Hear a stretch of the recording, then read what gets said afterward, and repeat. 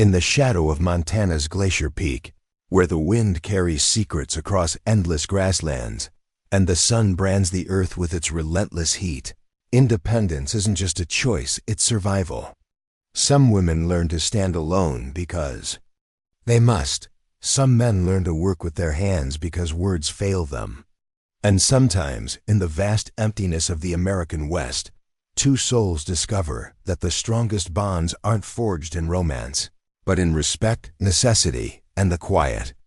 Understanding that some partnerships are built to last longer than lifetimes. Before we jump back in, tell us where you're tuning in from. And if this story touches you, make sure you're subscribed because tomorrow, I've saved something extra special for you. The October morning arrived like a slap across the face, cold, and sharp enough to cut through the worn leather of Charlotte Hayes' work gloves. She stood in the center of her training ring, watching a 3-year-old Mustang named Thunder test the boundaries of the round pen with the kind of calculated rebellion she understood too well. The horse had been wild until 6 months ago, brought down from the northern ranges by a rancher who couldn't break him and sold him cheap to the first person willing to take the risk. Charlotte was always willing to take the risk. Silver Creek, Montana stretched around her property like an endless canvas of brown grass and distant mountains, the kind of landscape that made city folks nervous and made her feel like she could breathe. Her 160 acres wasn't much by Montana standards, but it was hers, every fence post, every water trough, every blade of stubborn grass that refused to grow green despite her best efforts. Thunder snorted and tossed his head, black mane whipping in the wind. His eyes held that mixture of fear and defiance that Charlotte had seen in her own reflection more times than she cared to count. She clicked her tongue softly, not moving from her spot in the center of the ring, letting him understand that she wasn't going anywhere, but she wasn't going to chase him either. "Take your time," she murmured, voice barely audible over the wind. "Nobody's rushing you here." The irony wasn't lost on her. At 29, Charlotte Hayes had built a reputation as the woman who could gentle the unbreakable horses, who could take a wild Mustang or a traumatized thoroughbred and turn them into reliable partners. Ranchers from 3 counties brought their problem horses to her, paying good money for her patience and skill. What they didn't know, what she never told them, was that she understood these animals because she'd been broken once too. Thunder took a tentative step toward her, ears flicking forward and back, testing her intentions. Charlotte remained perfectly still, breathing slow and steady, projecting the kind of calm confidence that took years to develop and cost more than most people realized. Her father had been a horse trainer too, back before the drinking took hold and turned him mean. Before her mother packed up what little they owned and drove away in a rusted Chevrolet, leaving 14-year-old Charlotte alone with a man who saw his failures reflected in everything around him. James Hayes had been good with horses once, but somewhere along the way he'd forgotten that breaking and training weren't the same thing. Charlotte learned that lesson the hard way, nursing bruises on her ribs and welts on her back, sleeping in the barn when the house became too dangerous. She learned to read the signs, the tightness around his eyes when he'd been drinking, the way his hands clenched when he was about to lose control, the particular silence that meant she needed to disappear until morning. But she also learned horses. Every day after school, every weekend, every moment she could steal away from the anger that filled their small house, she worked with the animals.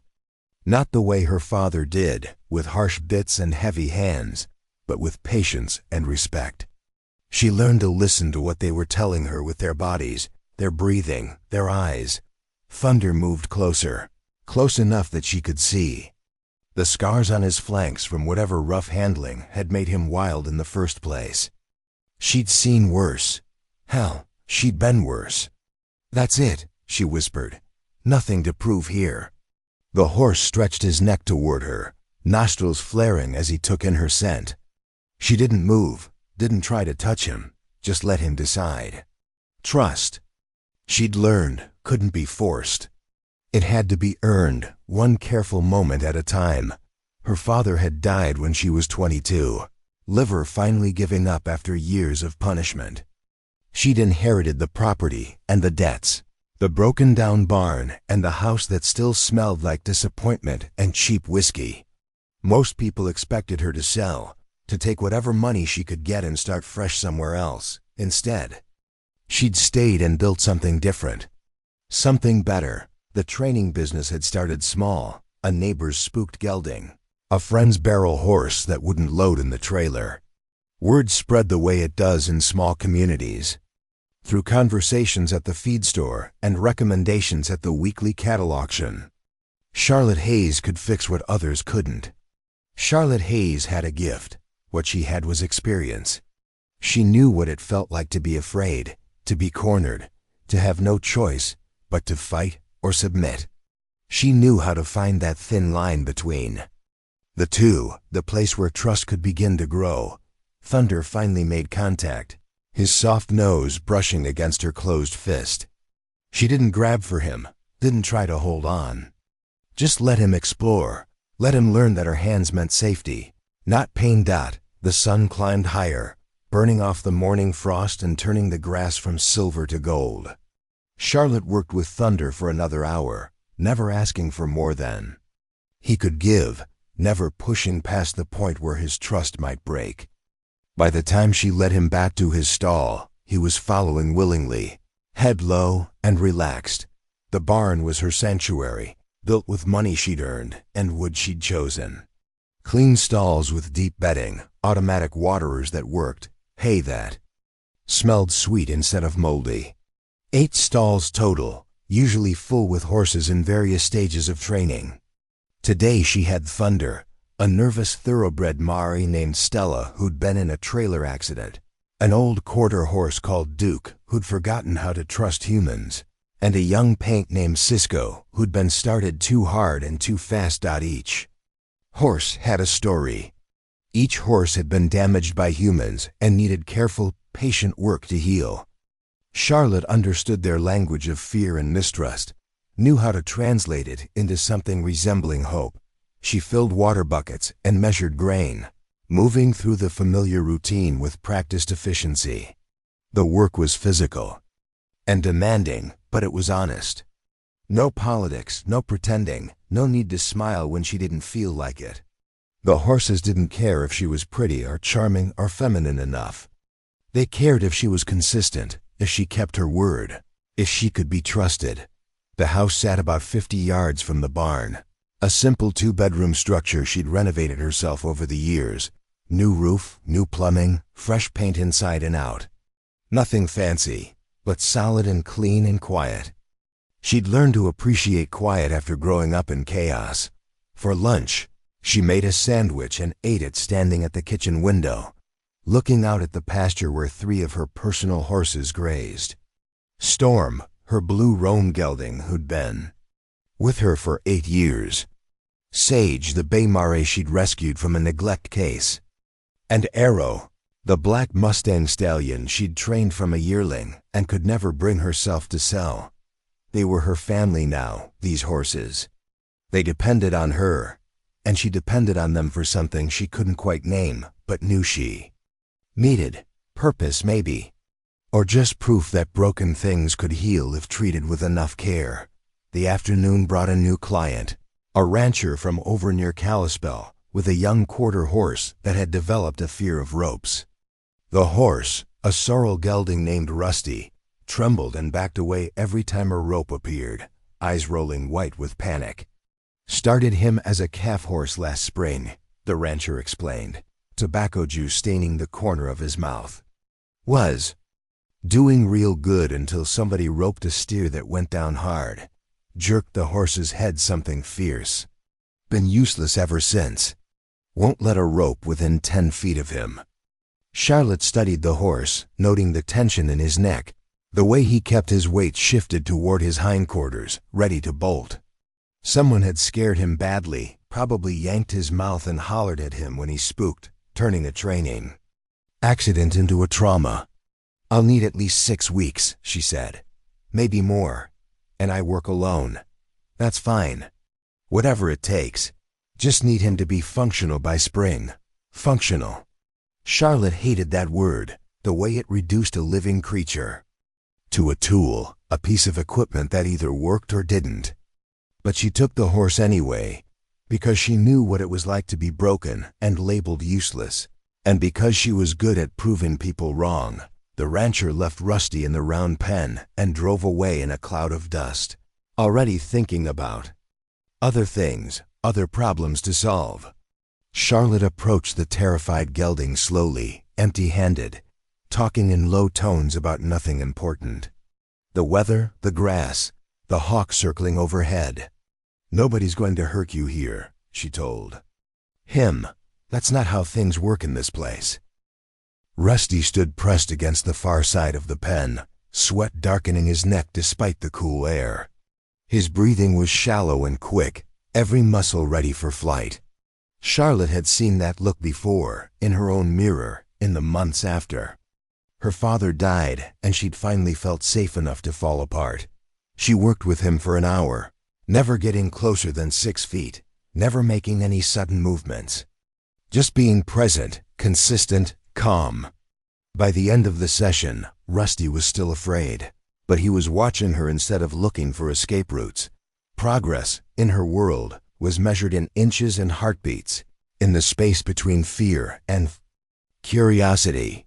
It was slow work, invisible to anyone who didn't know how to look for it, but it was real. Evening came early in October, the sun disappearing behind the mountains and leaving the sky painted in shades of orange and purple.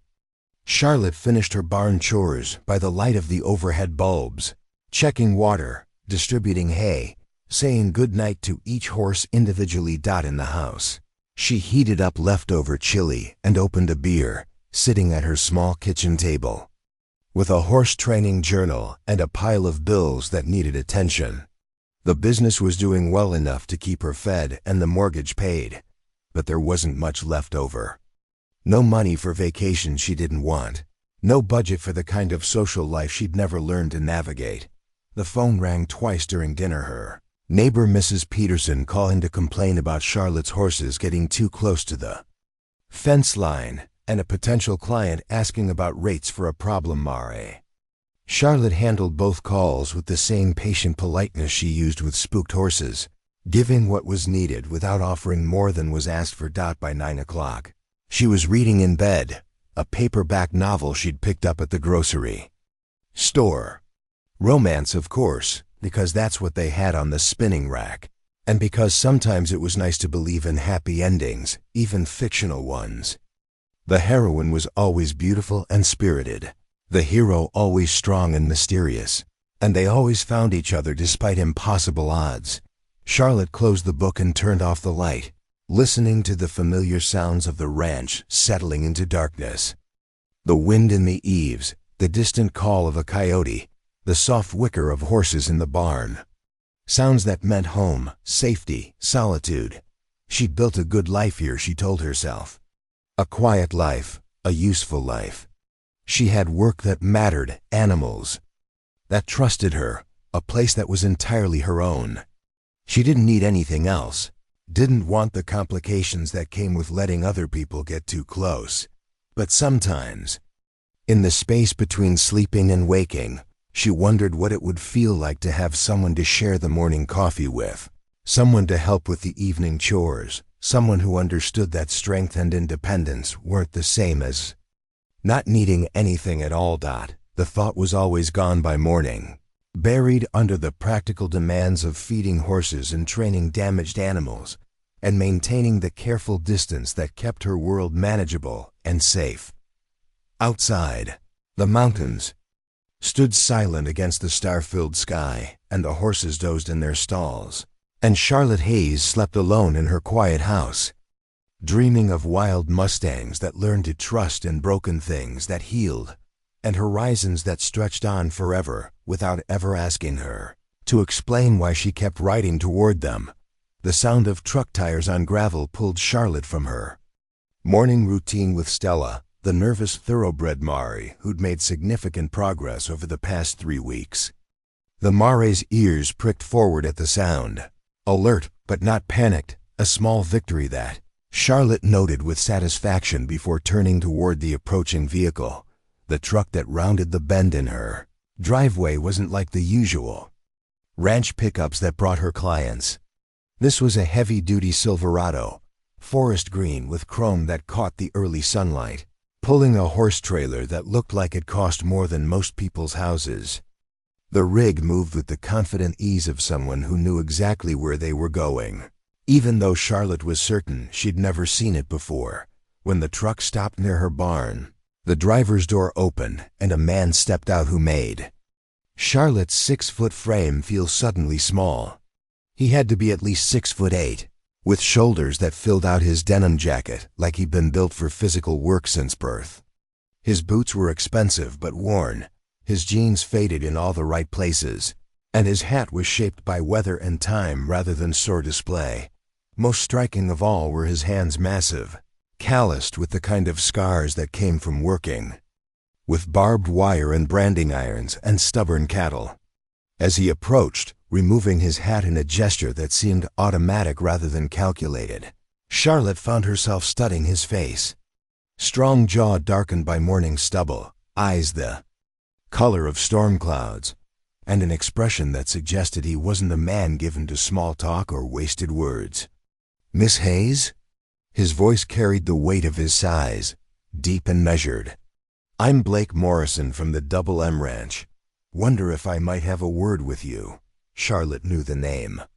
Everyone in this part of Montana knew the Double M50. 1,000 acres of prime cattle country stretching from the Flathead River to the base of the Cabinet Mountains. The Morrison family had been ranching there for 4 generations, building an operation that shipped beef all over the country and employed half the county during branding season. Preparing and narrating this story took us a lot of time, so if you are enjoying it, subscribe to our channel. It means a lot to us. Now back to the story. "Mr. Morrison." She straightened, wiping her hands on her jeans. "What can I do for you?" Blake Morrison looked past her toward the barn, then back to meet her eyes directly. "Heard you're the best horse trainer in 3 counties. Heard you take on the ones nobody else can handle. Depends on the horse and the owner's expectations." "I don't have expectations," he said. "I have a problem." He gestured toward his trailer, and for the first time Charlotte noticed the sounds coming from inside, hooves striking metal, the sharp snorts of an agitated animal, the rattle of a horse fighting its confines. "Bronco," Blake said simply.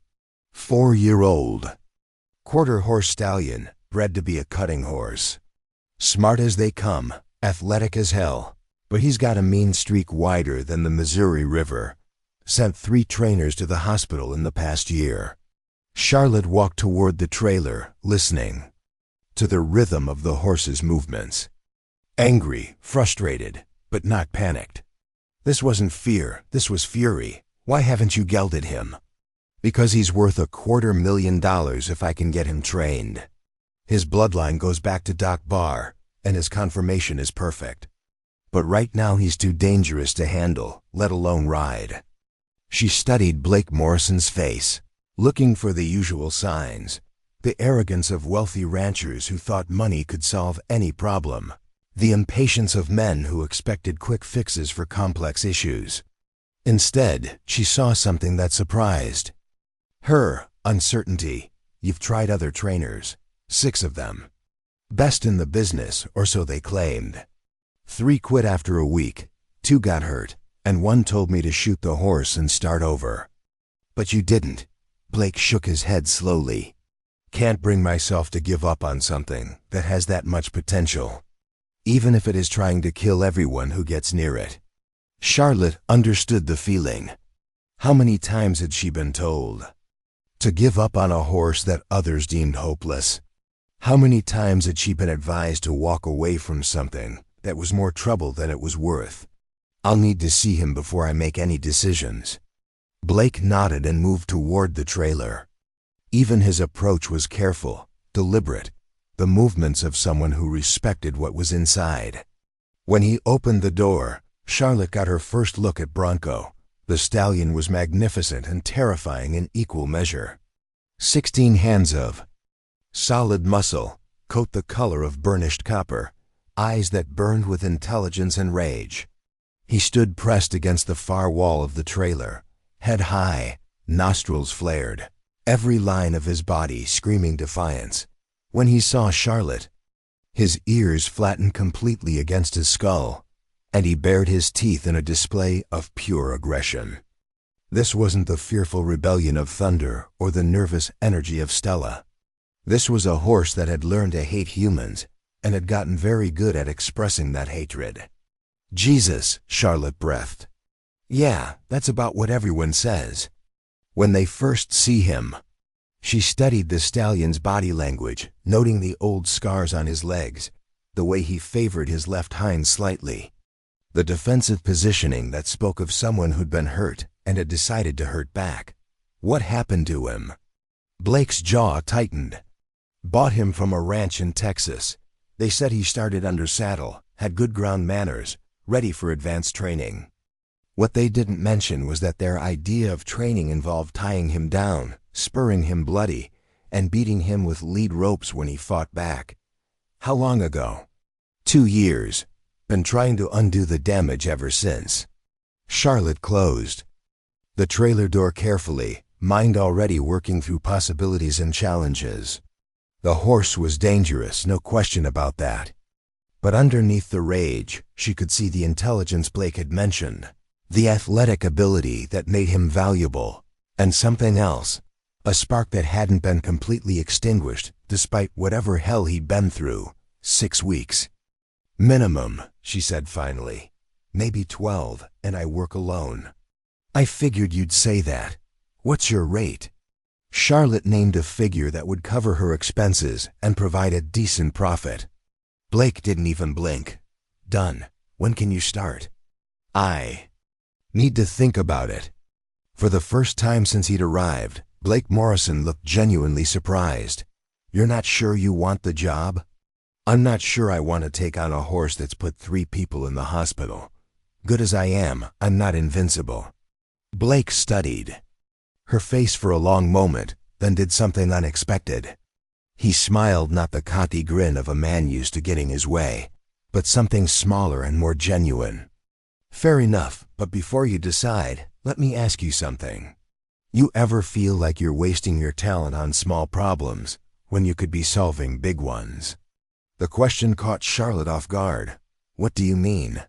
I mean you're out here retraining pleasure horses and weekend trail mounts. Good work, important work, but not the kind of challenge that really tests what you can do. Bronco isn't just a problem horse, he's the kind of challenge that separates the good trainers from the legendary ones. Charlotte felt a flicker of something she hadn't experienced in a long time, genuine temptation. The smart thing would be to turn down the job, to stick with the manageable problems that paid the bills without risking her safety or reputation. But Blake Morrison was right about one thing: she hadn't been truly challenged in months. I need to see him out of the trailer. That's not a good idea. If I'm going to train him, I need to know what I'm working with. You can't evaluate a horse through a trailer door. Blake hesitated, then nodded toward her round pen. We'll use your arena. But I'm warning you, he's explosive when he's loose. They spent 20 minutes setting up portable panels to create a secure area within Charlotte's larger arena.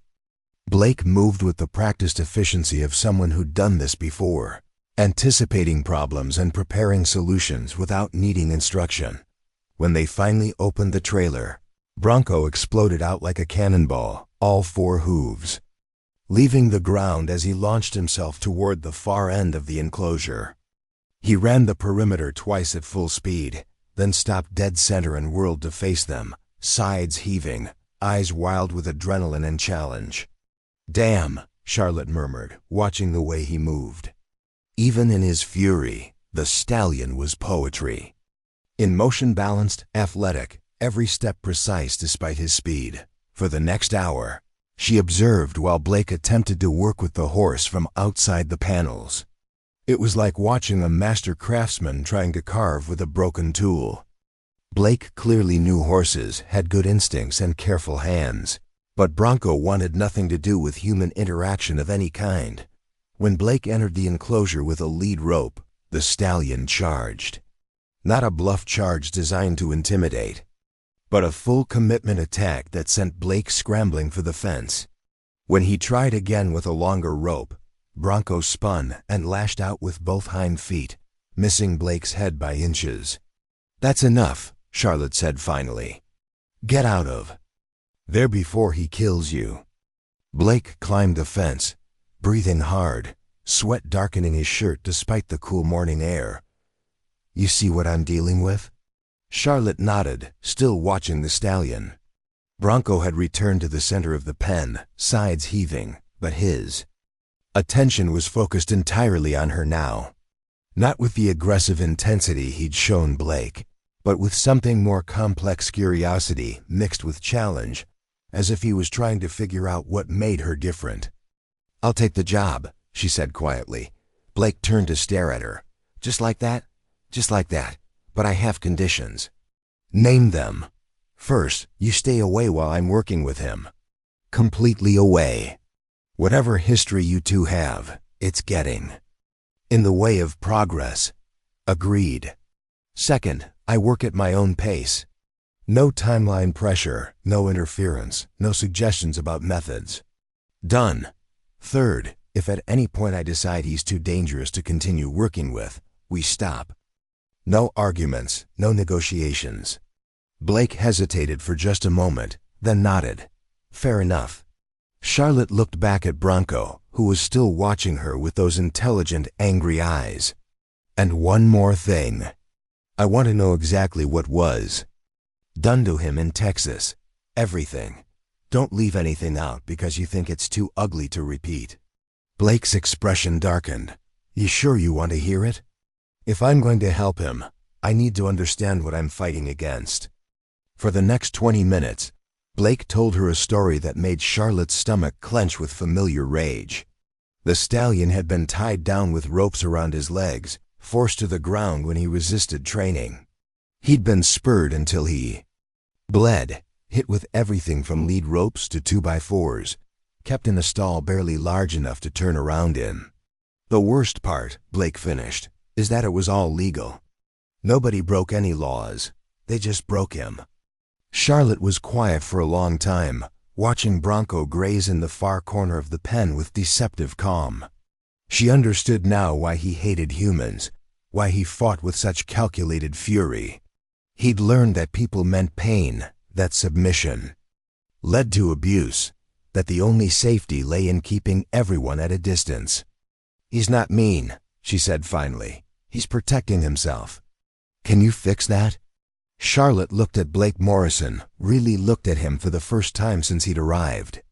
Underneath the size and the obvious wealth and the careful control, she saw something unexpected, hope. Not the arrogant expectation of someone used to buying solutions, but the fragile hope of someone who'd watched too many good intentions fail. "I don't fix horses," she said. "I help them remember who they were before someone taught them to be afraid." Blake nodded slowly. "When do we start?" "We don't start anything. I start tomorrow. You go home and stay there until I call you." As Blake loaded Bronco back into the trailer, a process that took another 30 minutes and left both man and horse exhausted, Charlotte found herself reconsidering her carefully ordered life. This wasn't just a training job. This was the kind of challenge that could make or break a reputation. The kind of horse that would demand everything she had to give, and probably more. But as the green Silverado disappeared down her driveway, trailing dust and the sound of Bronco's angry protests, Charlotte felt something she hadn't experienced in years: genuine anticipation for tomorrow's work. For the first time in a long time, she was about to face something that might actually be stronger than she was. Charlotte didn't sleep that night. She sat at her kitchen table with a cup of coffee that had gone cold hours ago, staring out at the barn where Bronco waited in the reinforced stall she'd hastily prepared with extra panels and double-latch doors. Every few minutes, she could hear him moving, the restless pacing of a predator testing the boundaries of his cage. She'd handled dangerous horses before, but nothing like this. Thunder had been wild but not malicious. Stella was nervous, not aggressive. Even Duke, the old quarter horse who'd forgotten how to trust, had never actively tried to hurt anyone. Bronco was different. Bronco wanted blood. The smart thing would be to call Blake Morrison in the morning and back out. Return his deposit, recommend another trainer, admit that some problems were too big for her small operation to handle. She had a reputation to protect, a business to maintain, and bones that healed slower at 29 than they had at 19. But every time she considered making that call, she remembered the way Bronco had looked at her, not with the mindless rage he'd shown Blake, but with something more complex. Recognition, maybe. The kind of look that passed between survivors, between souls who'd learned the hard way that the world could be cruel, but hadn't given up fighting back. At dawn, she pulled on her boots and walked to the barn. Bronco was standing at the back of his stall, head high, ears pinned, muscles coiled for violence. When he saw her, his nostrils flared and he shifted his weight to his hindquarters, preparing to strike or kick if she came too close. "Morning, beautiful," she said quietly, settling into a chair she'd positioned 8 feet from his stall door. Close enough to observe, far enough to avoid becoming a target. "Just thought I'd sit with you for a while. Get acquainted." Bronco snorted and pawed the ground, expressing his opinion of human companionship in terms that needed no translation. Charlotte didn't react, just sat calmly with her hands folded in her lap, breathing slowly and projecting the kind of patient stillness that had calmed 1,000 fearful horses. For the first hour, the stallion paced and postured, testing the strength of his confinement, and making it clear that any attempt to enter his space would be met with extreme violence. Charlotte watched without comment, noting the rhythm of his movements, the way he favored his left hind leg when he thought no one was looking, the careful way he positioned himself to keep both the door and the back wall within his line of sight. "You don't trust anyone," she murmured. "Can't say I blame you. People have given you every reason to hate them." Bronco's ears flicked toward her voice, then immediately pinned back again. But he stopped pacing and stood facing her directly, as if accepting her challenge to communicate. "I know what it's like," Charlotte continued, voice barely above a whisper. "Having someone bigger and stronger than you decide they own you. Having them hurt you until you learn to hurt them back. Makes sense, doesn't it? Stay dangerous, stay safe." The stallion's breathing slowed slightly, though his posture remained defensive. Charlotte had learned long ago that horses responded to emotional honesty in ways that humans rarely did. They could sense fear, anger, deception, and genuine calm with uncanny accuracy. Bronco might hate humans, but he could feel that she was telling him the truth.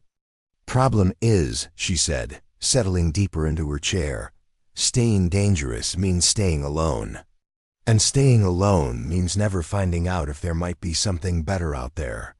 Something worth the risk of trusting again." By the 3rd hour, Bronco had stopped trying to intimidate her with aggressive displays. He stood quietly at the back of his stall, watching her with the focused attention of a predator studying potential prey, but also with something else: curiosity. When she finally stood to leave, he actually took a step toward the front of the stall before catching himself and retreating. Progress, measured in inches and heartbeats. The morning brought a phone call from Blake Morrison. "How's he doing?" "He's adjusting. No work yet, just letting him settle in." "Mind if I come by and check on him?" "I do mind. I told you yesterday you stay away while I'm working with him." There was a pause on the other end of the line. "It's my horse, Miss Hayes. And it's my training program, Mr. Morrison. You hired me because I'm good at what I do. Let me do it." Another pause, then a sound that might have been laughter. "Fair enough, but I want regular updates. You'll get them when there's something worth reporting." After hanging up, Charlotte found herself smiling slightly. Blake Morrison was used to being in control, used to having his considerable presence. Command immediate respect and compliance. It would do him good to learn that some things couldn't be bought or intimidated into. Submission. She spent the rest of the morning working with her other horses, but her attention kept drifting to Bronco's stall. She could feel him watching her, tracking her movements with the focused intensity of a hawk.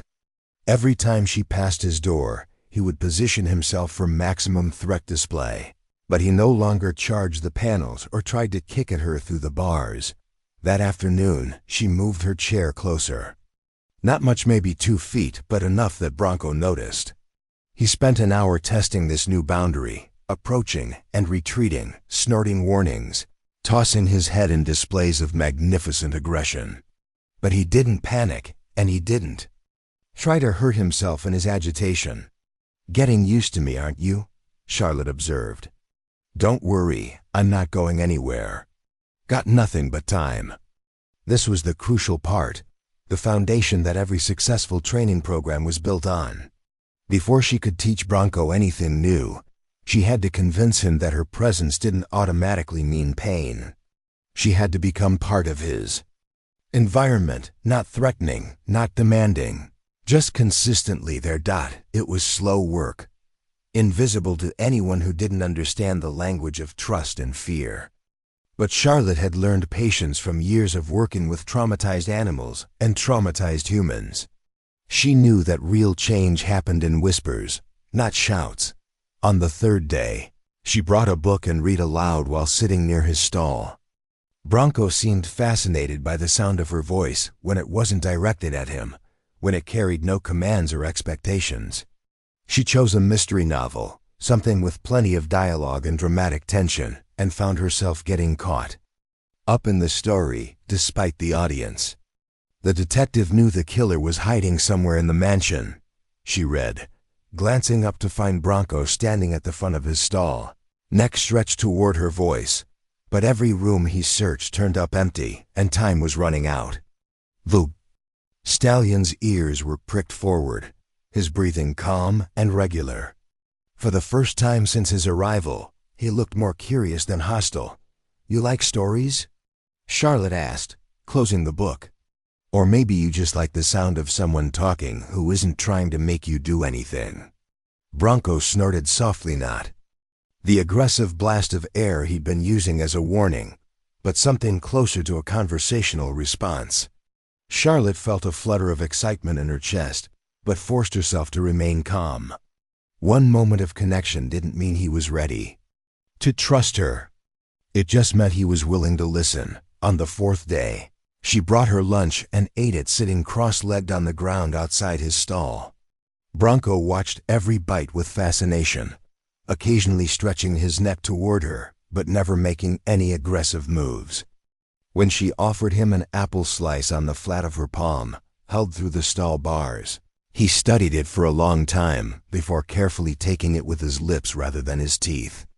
"Good boy," she murmured, and was rewarded with another soft snort that sounded almost conversational. The breakthrough came on the fifth day, when Charlotte dozed off in her chair during the afternoon heat.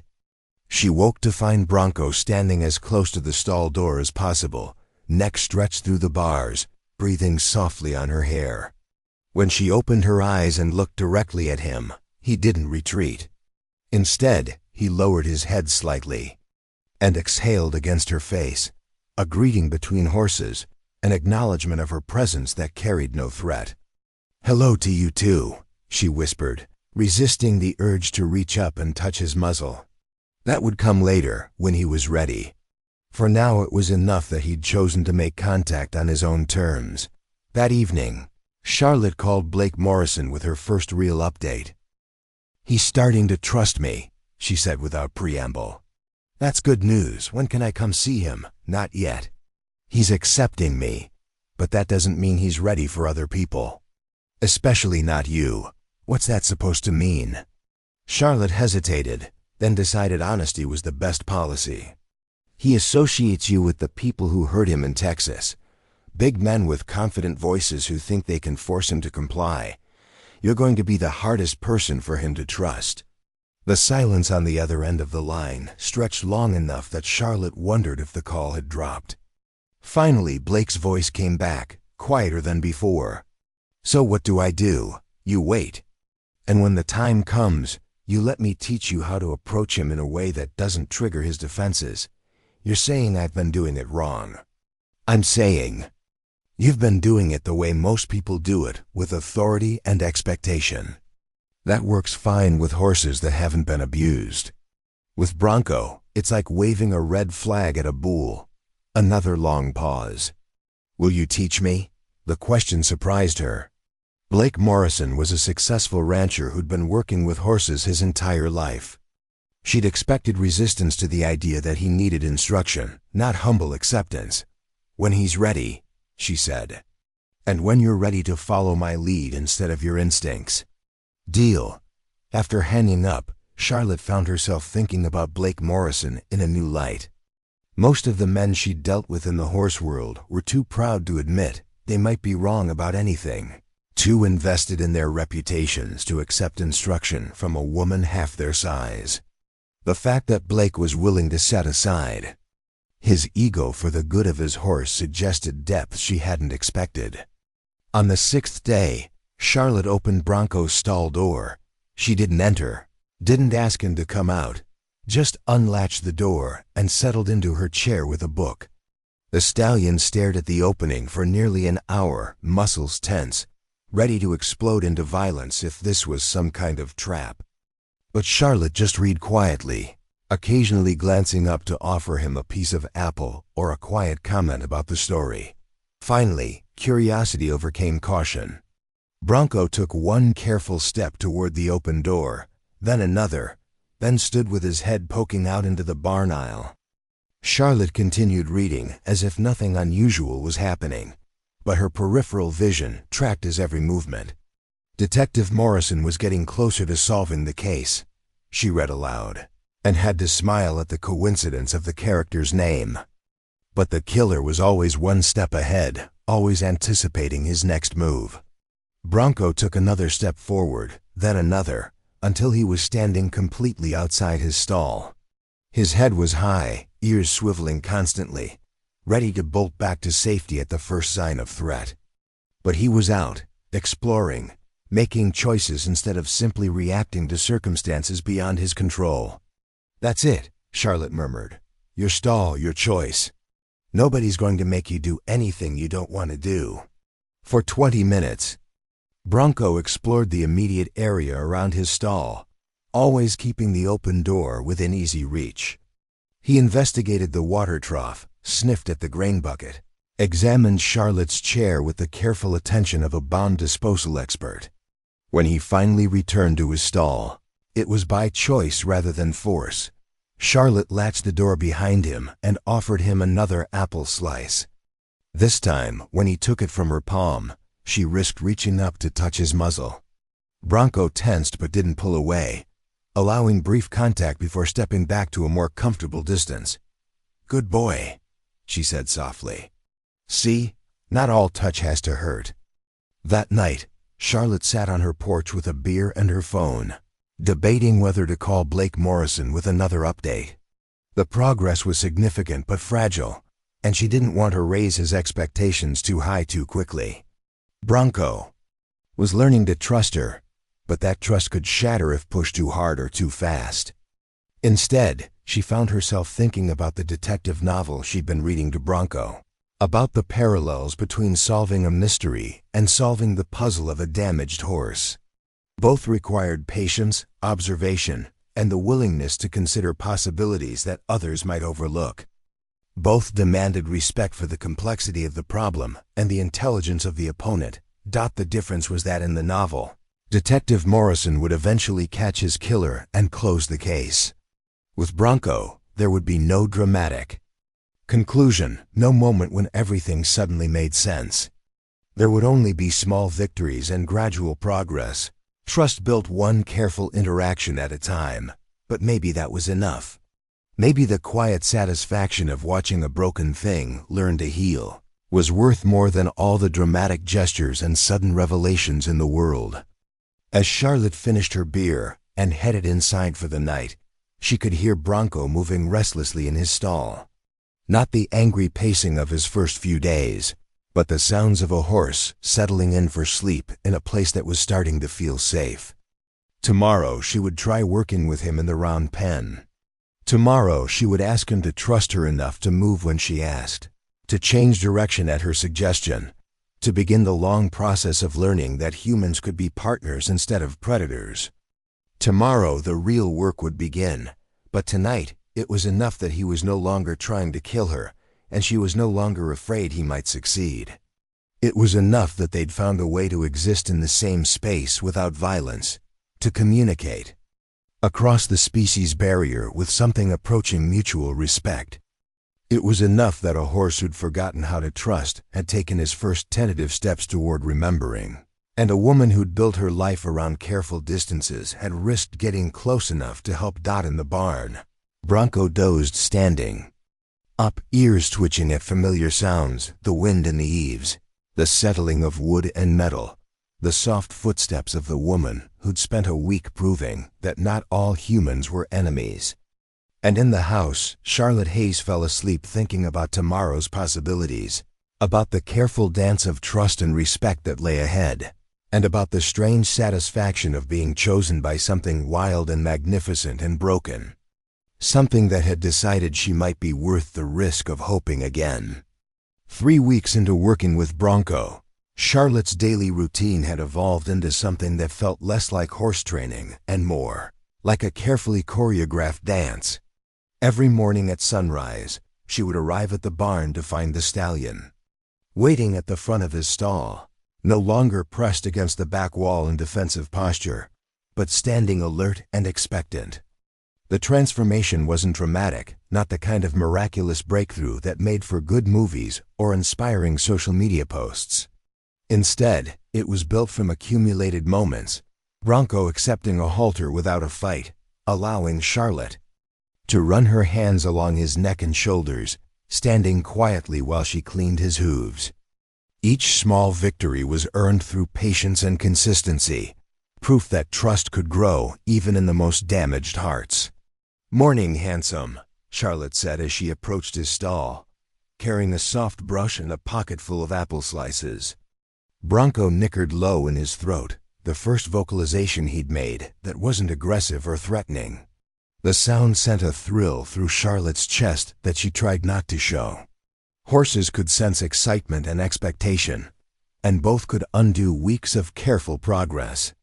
She'd graduated from sitting outside his stall to working with him in the round pen, a 40-foot circle where she could ask him to move without the restraint of ropes or the confinement of walls. It was here that the real education happened, where Bronco was learning to respond to her body language and voice rather than force and intimidation. "Ready to work?" she asked, opening his stall door.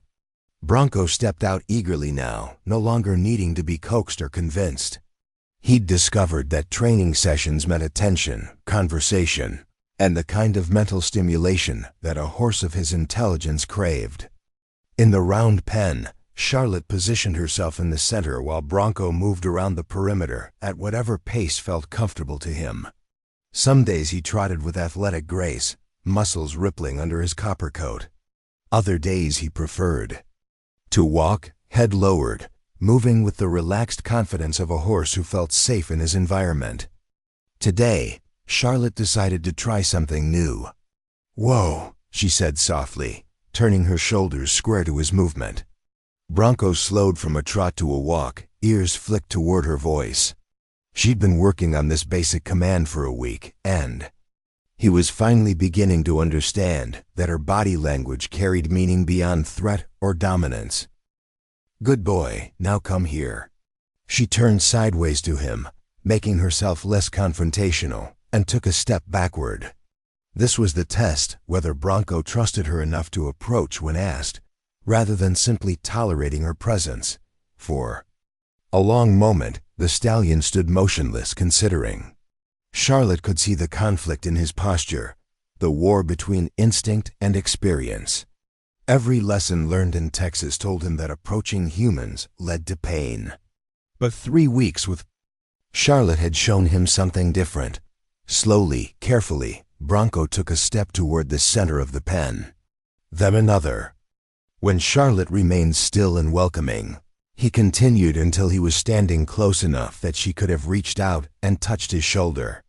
"There's my brave boy," she murmured, offering him an apple slice as reward. Bronco took the treat gently, then did something that made Charlotte's breath catch in her throat. He lowered his head and rested his forehead against her shoulder. It was a gesture of trust so profound that Charlotte had to blink back tears. Horses only made themselves vulnerable to creatures they considered safe, family, herd. In that moment, Bronco was telling her that she'd earned a place in his world, that he was willing to set aside his hard-learned defenses and trust her with his safety. "Thank you," she whispered, finally allowing herself to stroke his neck. "I know how much that cost you." The morning's training session stretched longer than usual as Charlotte savored this breakthrough. She asked Bronco to walk beside her, to change direction when she changed direction, to stop when she stopped. Each request was met with willing compliance, the cooperation of a partner rather than the submission of a defeated opponent. It was during this session that Charlotte heard the sound of a truck approaching. She glanced toward the driveway and felt her stomach clench when she recognized the green Silverado. Blake Morrison had promised to stay away until she called him, but apparently his patience had reached its limit. Bronco's head came up immediately, ears pricked toward the sound. Charlotte could feel tension returning to his body as the truck drew closer, the relaxed cooperation evaporating as old fears resurfaced. "Easy," she said, keeping her voice calm despite her irritation. "It's all right." But it wasn't all right. Blake's presence was undoing 20 minutes of careful work, reminding Bronco that the world contained threats beyond Charlotte's ability to control. When the truck door slammed, the stallion actually took a step away from her, muscles coiling for flight. Blake Morrison appeared at the gate to the round pen, and Charlotte saw the moment when Bronco's trust collapsed. The stallion's head shot up, ears pinned flat, and he moved to the far side of the pen with the quick, nervous energy of prey recognizing a predator. "Don't come any closer," Charlotte said sharply as Blake reached for the gate latch. "I just want to see how he's doing. And I told you to stay away until I called. You're undoing 3 weeks of work." Blake stopped, his hand still on the latch. For the first time since she'd met him, he looked uncertain. "He seems calmer." He was calmer. Now he's remembering why he doesn't trust people like you. The words came out harsher than Charlotte intended. But she was angry at Blake for breaking his promise, at herself for letting her guard down, at the situation that made progress so fragile and setbacks so devastating. "People like me?" Blake's voice carried an edge she hadn't heard before.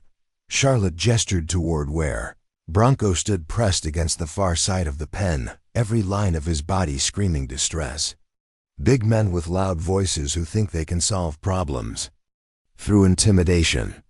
You represent everything he's learned to fear. I never hurt him. Doesn't matter. You bought him from people who did. You tried to train him using the same methods they used, and you brought him here because those methods failed. In his mind, you're part of the system that taught him humans meant pain. Blake was quiet for a long moment, studying the stallion who refused to even look in his direction. When he spoke again, his voice was subdued. "So what do I do? You leave, now, and you don't come back until I tell you he's ready. This is my ranch, my horse." Charlotte turned to face him fully, letting him see the steel in her expression. "Then maybe you should have thought about that before you hired me to fix a problem you couldn't solve yourself." The tension between them stretched taut as a wire fence. Charlotte could see the struggle in Blake's face, the natural dominance of a man used to being in charge warring with the recognition that his presence was harmful to his horse. Finally, he stepped back from the gate. "How long?" "I don't know. Weeks? Maybe months. He needs to learn that he can be safe in the presence of men like you, and that's going to take time. Blake nodded slowly, then surprised her by walking away without another word. Charlotte watched his truck disappear down the driveway before turning back to Bronco, who remained huddled against the far fence. "It's okay," she said softly. "He's gone. It's just us again." It took another hour to coax Bronco back to the center of the pen, another hour after that to restore even a fraction of the trust they'd built that morning. By the time Charlotte returned him to his stall, both of them were exhausted from the emotional roller coaster of progress and setback. That afternoon, her phone rang. "I'm sorry," Blake said without preamble. "I shouldn't have come without calling first." Charlotte was surprised by the apology. In her experience, men like Blake Morrison rarely admitted fault, especially to women they'd hired. "No, you shouldn't have. I was excited to see how he was doing.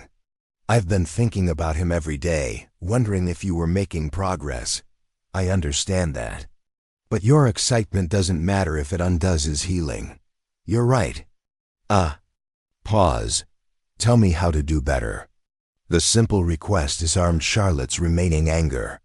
"When the time comes for you to see him again, you'll need to approach differently. Smaller gestures, quieter voice, no direct eye contact until he's comfortable. Think less like a rancher trying to assess livestock and more like a guest asking permission to enter someone's home. That's not how I was taught to handle horses. How you were taught is part of the problem. The old ways of horse training assume that humans are automatically dominant, that horses should submit to our will because we're bigger and smarter. That works fine until you meet a horse that's been hurt badly enough to fight back." Blake was quiet for so long that Charlotte wondered if he'd hung up. Finally he said, "Will you teach me?" "Teach you what?" "How to approach him the right way. How to be the kind of person he can trust." Charlotte found herself genuinely surprised by the request. "You're willing to change your entire approach to horses based on what I tell you? If that's what it takes to help him, yes." There was something in his voice, humility, maybe, or genuine concern for the horse's well-being, that made Charlotte reconsider her opinion of Blake Morrison. She'd met plenty of wealthy ranchers who saw horses as expensive equipment, valuable only for what they could produce. Blake seemed different, more invested in Bronco's emotional recovery than his monetary worth. "We'll see," she said finally, "when he's ready." Over the following days, Charlotte found herself thinking about Blake's request at odd moments. She'd worked with plenty of horse owners over the years, but most of them wanted quick fixes for specific problems. They brought her horses with behavioral issues and expected her to return them, cured, within a few weeks. Like cars that had been repaired and were now ready for normal use. Blake's willingness to examine his own methods, to potentially rebuild his entire relationship with horses based on one animal's needs, suggested a depth of character she hadn't expected. It also created a problem she wasn't sure how to handle. Working with Bronco was one thing. Working with Blake Morrison was something else entirely. The breakthrough came unexpectedly on a Thursday morning when Charlotte was cleaning Bronco's stall. She'd noticed him limping slightly on his left hind leg the day before, favoring it in a way that suggested old pain rather than fresh injury. Today, she wanted to examine it more closely. "Easy, handsome," she murmured, running her hand down his leg. "Let me see what's bothering you." Bronco lifted his hoof willingly, trusting her touch even in this vulnerable position. Charlotte examined the sole carefully, looking for stones or bruises, then worked her way up to his pastern and ankle. What she found made her stomach clench with anger. Scar tissue. Thick, ropey scars that circled his ankle like a bracelet, the unmistakable marks of rope burns. Someone had tied this horse down, probably repeatedly, using ropes that cut deep enough to leave permanent reminders. "Jesus," she breathed, fingers tracing the old wounds. "What did they do to you?" Bronco stood perfectly still, allowing her examination despite the obvious sensitivity of the area. His trust in her was complete now, absolute in a way that made Charlotte's chest tight with emotion. She took pictures of the scars with her phone. Documentation of abuse that explained so much about Bronco's behavior.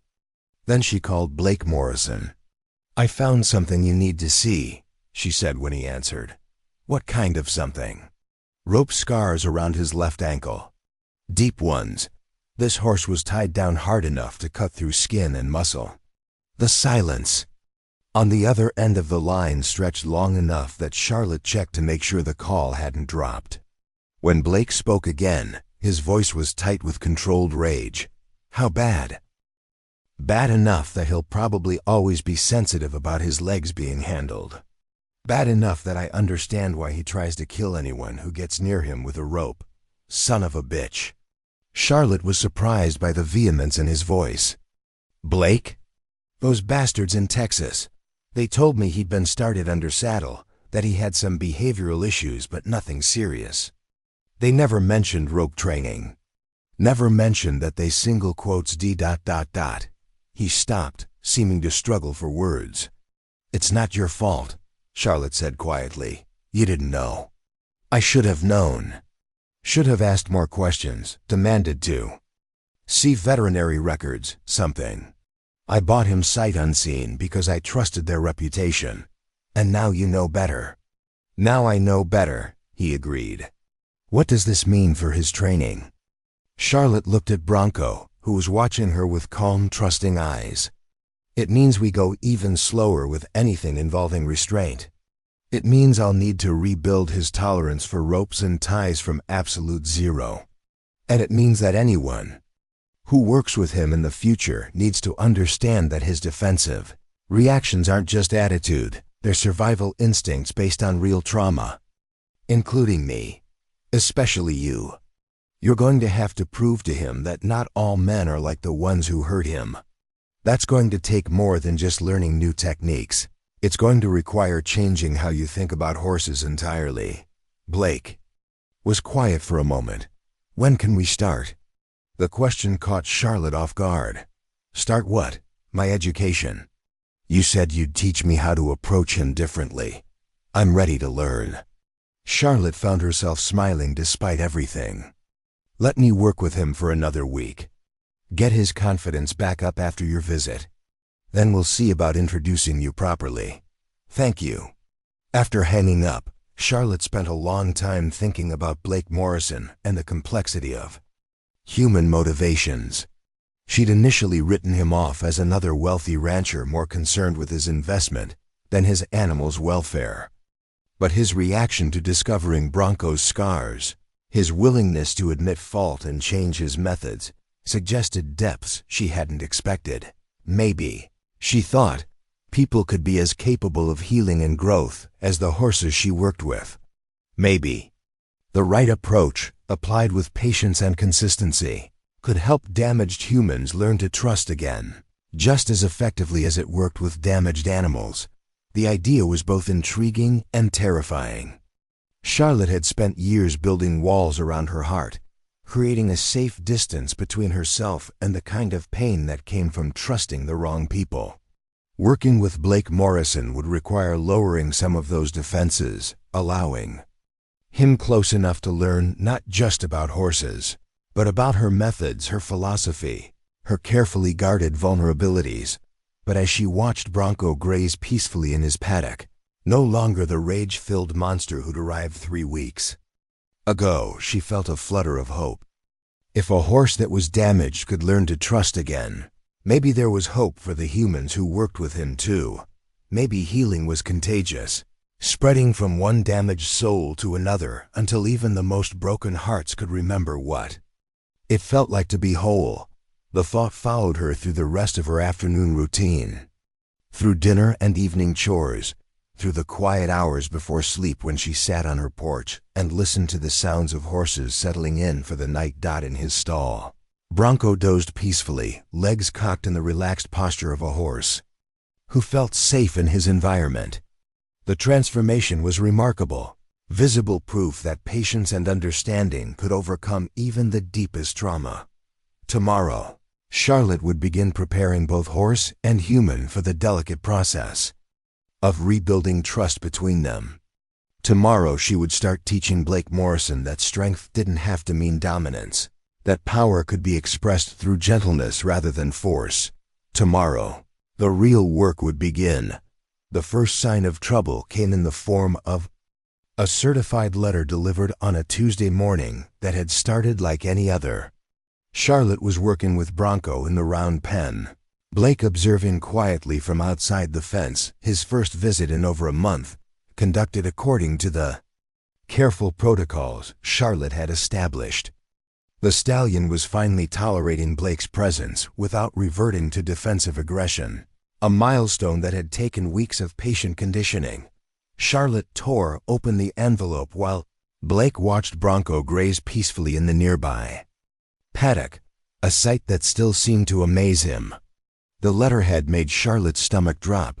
Whitmore, Associates, Attorneys at Law. What is it? Blake asked, noting her expression. Charlotte read the letter twice before the full implications sank in. I'm being sued. By who? Marcus Whitmore. Says here he's representing the estate of James Fletcher. She looked up from the paper, face pale. Fletcher was the rancher I bought Thunder from last year. Apparently he died 3 months ago, and his family is claiming I stole the horse. Blake frowned. You have a bill of sale, right? Of course I do. But according to this, Fletcher was suffering from dementia when he sold Thunder to me. His family says he wasn't competent to make the sale, and they want the horse returned plus damages for unlawful possession of stolen property. The letter contained more than just the lawsuit threat. It detailed accusations that Charlotte had taken advantage of an elderly man's declining mental state, that she deliberately sought out vulnerable sellers to acquire horses at below market prices, and that her training business was built on a foundation of exploitation and fraud. This is insane, Charlotte muttered, reading through the allegations again. I bought Thunder fair and square. Fletcher was sharp as a tack when I dealt with him. When was this? About 14 months ago. Fletcher had advertised Thunder as a problem horse, said he couldn't handle him anymore and wanted him gone. I paid his asking price in cash, got a signed bill of sale, and took the horse home. Blake studied the letter over her shoulder. Whitmore's a shark. Represents half the big ranchers in the county. Specializes in property disputes and contract litigation. If Fletcher's family hired him, they're serious about this. Charlotte felt a chill that had nothing to do with the morning air. Can they actually take Thunder? Depends on whether they can prove Fletcher was incompetent. Do you remember anything unusual about his behavior when you met with him? Charlotte thought back to that day, trying to recall details she'd had no reason to notice at the time. He seemed tired, maybe a little confused about dates, but nothing that struck me as abnormal for a man in his 70s. He knew what he was selling, knew what I was paying, seemed relieved to have the problem solved. That's good. But Whitmore wouldn't have taken the case unless he thought he could win. There must be medical records, witness statements, something that supports their claim. The implications were staggering. If the Fletcher family succeeded in proving incompetence, it wouldn't just mean losing Thunder.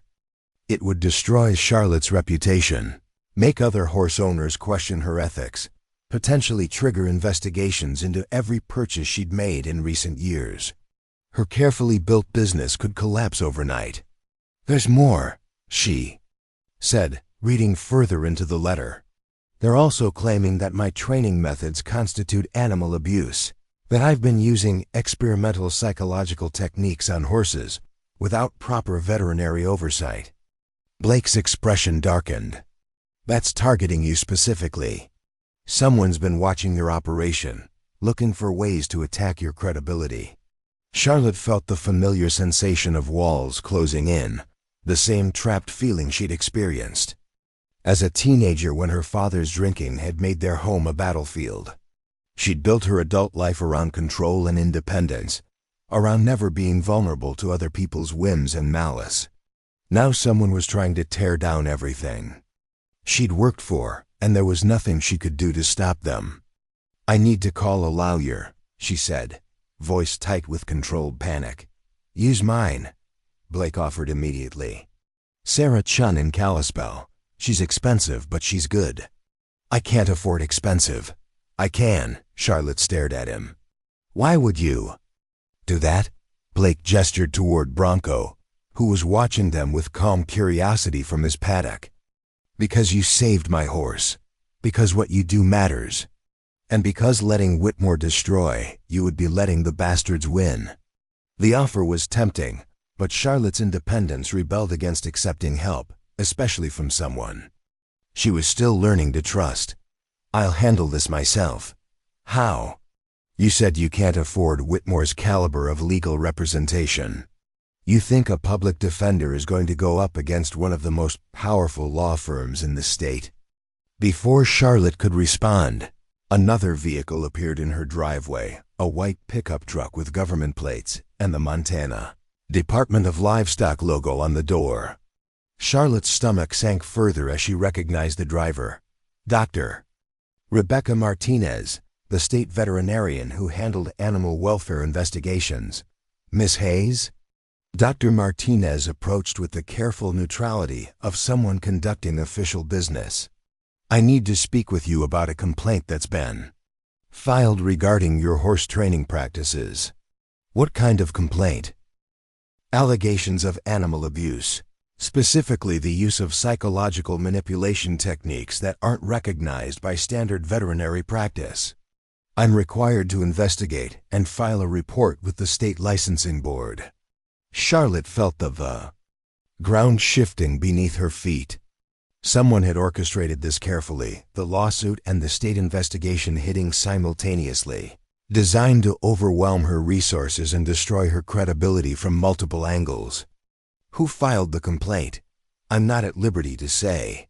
But I do need to examine your facilities and interview you about your training methods. Blake stepped forward. Dr. Martinez, I'm Blake Morrison from the Double M Ranch. Miss Hayes has been training a horse for me. Her methods are innovative but completely humane, Mr. Morrison.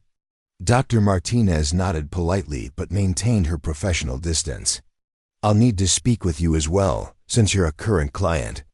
For the next 2 hours, Charlotte endured the most humiliating experience of her professional career. Dr. Martinez examined every horse in her care, taking photographs and notes, asking detailed questions about training techniques and record-keeping practices. She interviewed Charlotte about her background, her methods, her philosophy regarding animal welfare. These training logs are quite detailed, Dr. Martinez observed, flipping through Charlotte's meticulous records. But I don't see any veterinary consultation notes for the psychological rehabilitation techniques you use. I'm not practicing veterinary medicine, Charlotte said carefully. I'm providing behavioral training based on established principles of animal psychology. But you're working with severely traumatized animals, dealing with complex behavioral issues that could be considered medical in nature. Some experts would argue that it requires veterinary oversight. Charlotte bit back her first response, which would have been that the experts Dr. Martinez referenced had never spent a day working with truly damaged horses. Instead, she said, I refer clients to veterinarians when I observe physical symptoms that require medical attention. My work focuses on behavioral modification through trust building and positive reinforcement. What about this horse? Dr. Martinez gestured toward Bronco. According to the complaint, he was considered dangerous when he arrived here. Working with an aggressive stallion without proper safeguards could be seen as reckless endangerment. Blake spoke up before Charlotte could respond. That horse tried to kill me before I brought him here. Miss Hayes turned him into the calm, well-adjusted animal you see now. If that's abuse, then every horse trainer in Montana is guilty. Dr. Martinez made more notes, her expression revealing nothing. I'll need to take some photographs and collect samples for analysis. Samples of what? Feed, water, any supplements you're giving the horses. Standard procedure for animal welfare investigations. Charlotte felt violated as she watched the veterinarian collect evidence like she was some kind of criminal. Everything she'd worked for, every horse she'd helped, every small victory she'd achieved, all of it was being questioned and documented as potential evidence of wrongdoing. When Dr. Martinez finally left, promising that her report would be filed within 30 days, Charlotte collapsed into the chair she kept by Bronco's stall. The stallion approached the fence and rested his head against her shoulder, offering the same kind of wordless comfort she'd given him during his early days of recovery. "This is about more than thunder," Blake said quietly. "Someone wants to destroy your business. The question is who and why." Charlotte had been thinking the same thing. The timing was too perfect, the attacks too coordinated to be coincidental. Someone with resources and connections had decided she was a threat that needed to be eliminated. "Maybe it's someone who's lost business to me," she said. "Other trainers who don't like my methods or my success rate. Or someone who doesn't like the idea of a woman succeeding in a male-dominated field," Blake suggested. "You've built something impressive here, Charlotte. That makes some people uncomfortable." The use of her first name surprised her. Blake had been carefully formal throughout their professional relationship. But there was something different in his voice now, a warmth that went beyond client-trainer courtesy. "I've never tried to compete with anyone," Charlotte said. "I just do my work and mind my own business. That's exactly what threatens them. You don't play politics or kiss ass or compromise your principles for money. You just quietly deliver results that make everyone else look bad." Charlotte's phone rang, interrupting their conversation. The caller ID showed a number she didn't recognize. "Miss Hayes? This is Tom Fletcher, James Fletcher's son. I think we need to talk." Charlotte's hand tightened on the phone. "If you have something to say, you can say it through your lawyer." "That's just it, I don't have a lawyer. My sister hired Whitmore without consulting the rest of the family. Most of us think this lawsuit is bullshit." The admission caught Charlotte off guard. "Then why don't you stop it?" "Because Linda controls Dad's estate as executor, and she's convinced you took advantage of him. She found some medical records suggesting Dad had early-stage dementia when he sold you that horse. Your father knew exactly what he was doing when I dealt with him. I believe you. Dad always said you were honest and fair. But Linda's got it in her head that you're some kind of con artist, and Whitmore's feeding into that narrative because it means billable hours." Charlotte felt a flicker of hope. "Would you be willing to testify about your father's mental state when I bought Thunder?" "Maybe, but there's something else you should know. Linda didn't come up with this idea on her own. Someone approached her, suggested that Dad might have been taken advantage of, pointed her toward medical records that support the dementia claim. Who? Don't know. But Linda mentioned that this person had information about your business practices, said you had a pattern of exploiting vulnerable sellers." Charlotte's blood ran cold. Someone had been investigating her, building a case, looking for ways to attack her reputation and livelihood. This wasn't just about Thunder or even about the Fletcher family's money. This was a coordinated campaign to destroy everything she'd built. "Tom, I need you to find out who approached your sister. This is bigger than just our transaction." "I'll try. But be careful, Miss Hayes. Whoever's behind this has resources and patience. They've been planning this for a while." After hanging up, Charlotte shared the conversation with Blake, who listened with a deepening frown. "This confirms what I suspected," he said. "Someone with serious backing is orchestrating this whole thing. The lawsuit, the state investigation, probably the complaints about your training methods, it's all connected. But who would go to this much trouble?" Blake was quiet for a moment, then said, "Tell me about your other clients. Anyone you've had problems with? Anyone who seemed unhappy with your results or your methods?" Charlotte ran through her client list mentally, looking for red flags she might have missed. Most of her customers were grateful for her work, referred friends and neighbors, paid their bills without complaint. But there had been a few exceptions. Derek Hawthorne, she said suddenly. About 6 months ago. Brought me a thoroughbred gelding with severe trust issues. Wanted him fixed fast so he could use him for his daughter's barrel racing. I told him it would take time, that rushing the process could undo any progress we made. What happened? He got impatient after 3 weeks, decided my methods were too slow. Took the horse to Bart Kessler over in Whitefish, who promised to have him cured in 2 weeks using traditional breaking techniques. Blake's expression darkened. Kessler's. Old school. Harsh methods, quick turnaround, doesn't much care about the horse's emotional state as long as they comply. Exactly. Hawthorne got his quick fix, but from what I heard, the horse regressed within a month. Started acting up again, only worse than before. And Hawthorne blamed you for not fixing the problem permanently. He demanded his money back. Claimed my experimental methods had made the horse worse. When I refused, he threatened to file complaints with the state. Said he'd make sure everyone knew I was a fraud. Blake nodded grimly. Hawthorne's got money and connections. Serves on the county planning commission, has political aspirations. The kind of man who doesn't like being told he's wrong, especially by a woman. The pieces were falling into place, creating a picture that made Charlotte's stomach churn.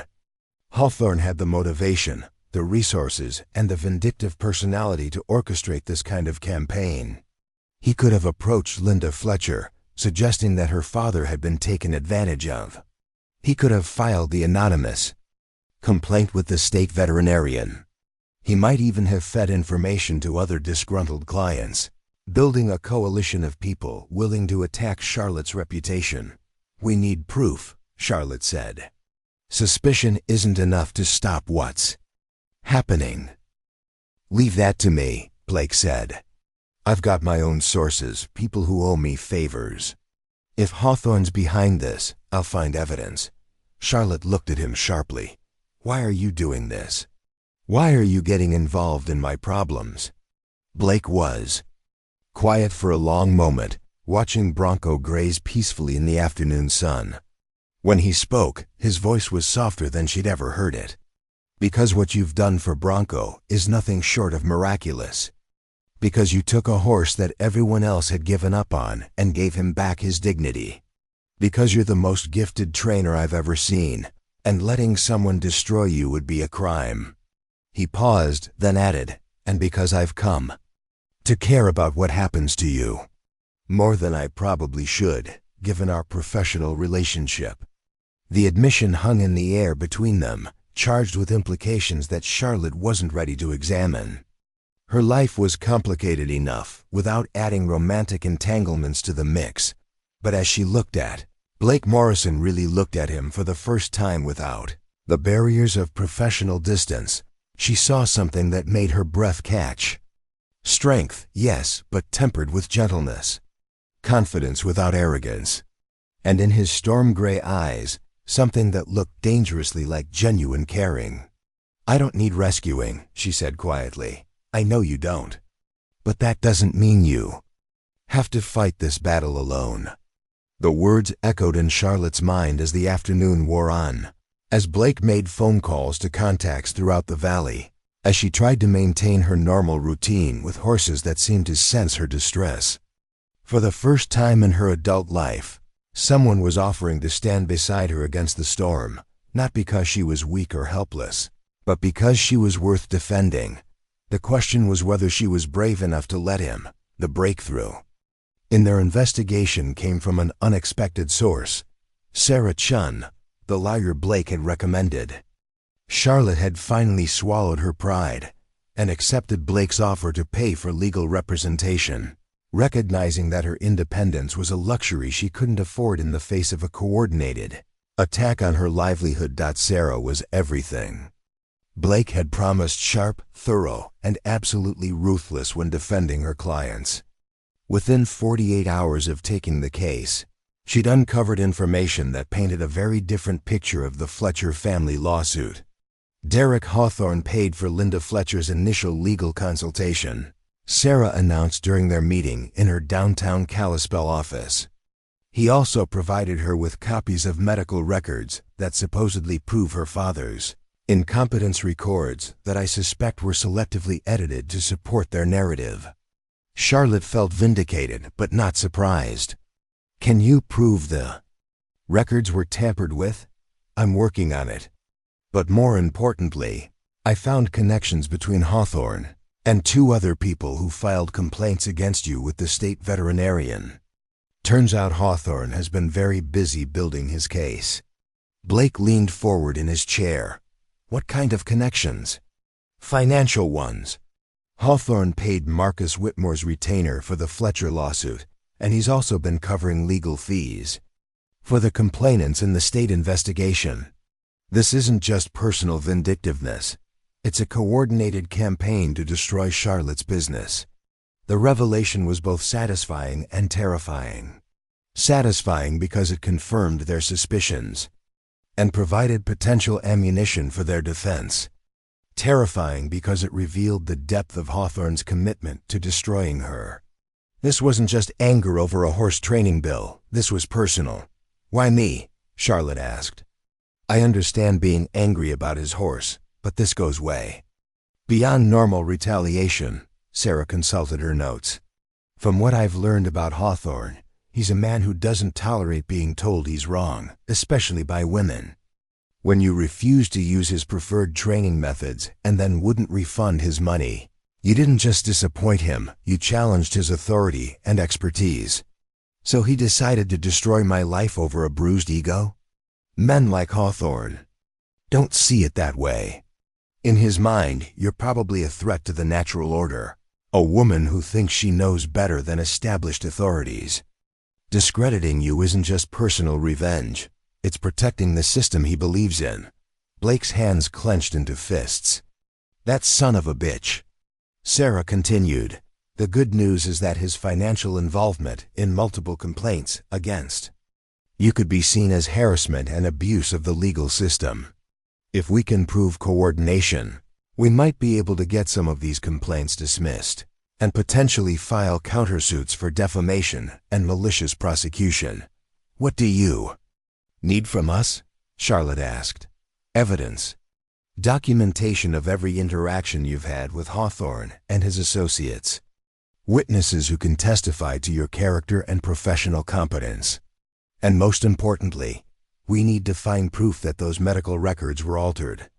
That evening, Charlotte and Blake returned to her ranch to begin the painstaking process of gathering evidence. They spread documents across Charlotte's kitchen table training contracts, correspondence, veterinary records, client testimonials, building a paper trail that would demonstrate her competence and integrity. Here, Blake said, pointing to an email exchange between Charlotte and Hawthorne from 6 months earlier. He's demanding that you use traditional breaking methods to speed up his horse's training. You explain why that would be counterproductive. And he gets increasingly hostile with each exchange. Charlotte reread the emails, remembering the frustration of dealing with a client who refused to understand that quick fixes often created bigger problems. I should have fired him as a client after the 2nd week. Hindsight's always perfect. You were trying to help his horse. They worked late into the night, organizing evidence and identifying potential witnesses. Charlotte was surprised by how many people stepped forward to offer support once word of the legal battle spread through the community. Clients, neighbors, even other horse trainers who'd initially seen her as competition, all expressing outrage at what they saw as an unfair attack on one of their own. You've made more friends than you realize, Blake observed as Charlotte fielded yet another supportive phone call. I never tried to make friends, I just tried to do good work. Sometimes that's the same thing. 3 days later, they're careful. Preparation faced its first real test when Derek Hawthorne himself appeared at Charlotte's ranch. She was working with a new client's mare in the round pen when she spotted his silver Mercedes SUV turning into her driveway. The horse immediately sensed her tension, ears flicking nervously as Charlotte's body language changed. Easy, girl, Charlotte murmured, though she wasn't sure if she was talking to the mare or herself. Hawthorne stepped out of his vehicle looking every inch the successful businessman. Expensive boots, tailored shirt, gold watch that probably cost more than most people's annual salary. He was accompanied by a younger man in a cheap suit who screamed hired muscle. Despite his attempts to look professional, Blake emerged from the barn where he'd been helping Charlotte reorganize feed storage. His presence seemed to surprise Hawthorne, who'd probably expected to find Charlotte alone and vulnerable. "Miss Hayes," Hawthorne called out, his voice carrying the kind of false friendliness that never reached his eyes. "I hope you don't mind the unexpected visit. I thought we might be able to resolve our differences without involving lawyers." Charlotte led the mare back to her stall before responding. She wanted her hands free and her attention undivided for whatever Hawthorne was planning. "If you have something to say, you can say it through Sarah Chun," she replied, keeping her voice level despite the anger building in her chest. "Now that's not very neighborly. We're all just trying to make a living in this valley. Surely we can find some common ground."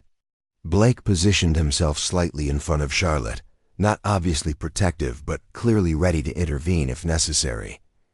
"What do you want, Hawthorne?" "I want to help Miss Hayes avoid a very expensive and public legal battle. The Fletcher family has a strong case, and the state investigation isn't going to go away just because she hires expensive lawyers. But if she were willing to make some concessions—" "What kind of concessions?" Charlotte asked, though she suspected. She already knew. "Close down your training operation. Find a different line of work. Maybe move to a different county where your reputation won't be an issue. In exchange, I might be able to persuade the Fletcher family to settle for a modest financial payment instead of pursuing their full claim." The offer was delivered with a smile, but the threat underneath was unmistakable. Submit to his demands, or face complete destruction. "And if I refuse?" Hawthorne's smile never wavered. "Then you'll discover just how expensive it is to fight multiple legal battles simultaneously. Even if you eventually win, which is far from certain, the cost will bankrupt you. Your reputation will be destroyed, your clients will disappear, and you'll lose everything you've worked for." Blake stepped forward, his size suddenly seeming very relevant. "That sounds like extortion to me." "Just a friendly conversation between neighbors," Hawthorne replied, though his companion's hand moved closer to his jacket. "I'm trying to save Miss Hayes from making a mistake that will ruin her life." Charlotte felt the familiar sensation of being cornered, the same helpless anger she'd experienced as a teenager when her father's rage had filled their house with violence and fear. But she wasn't 14 anymore, and she wasn't facing this alone. "Get off my property," she said quietly. "I'm sorry you feel that way.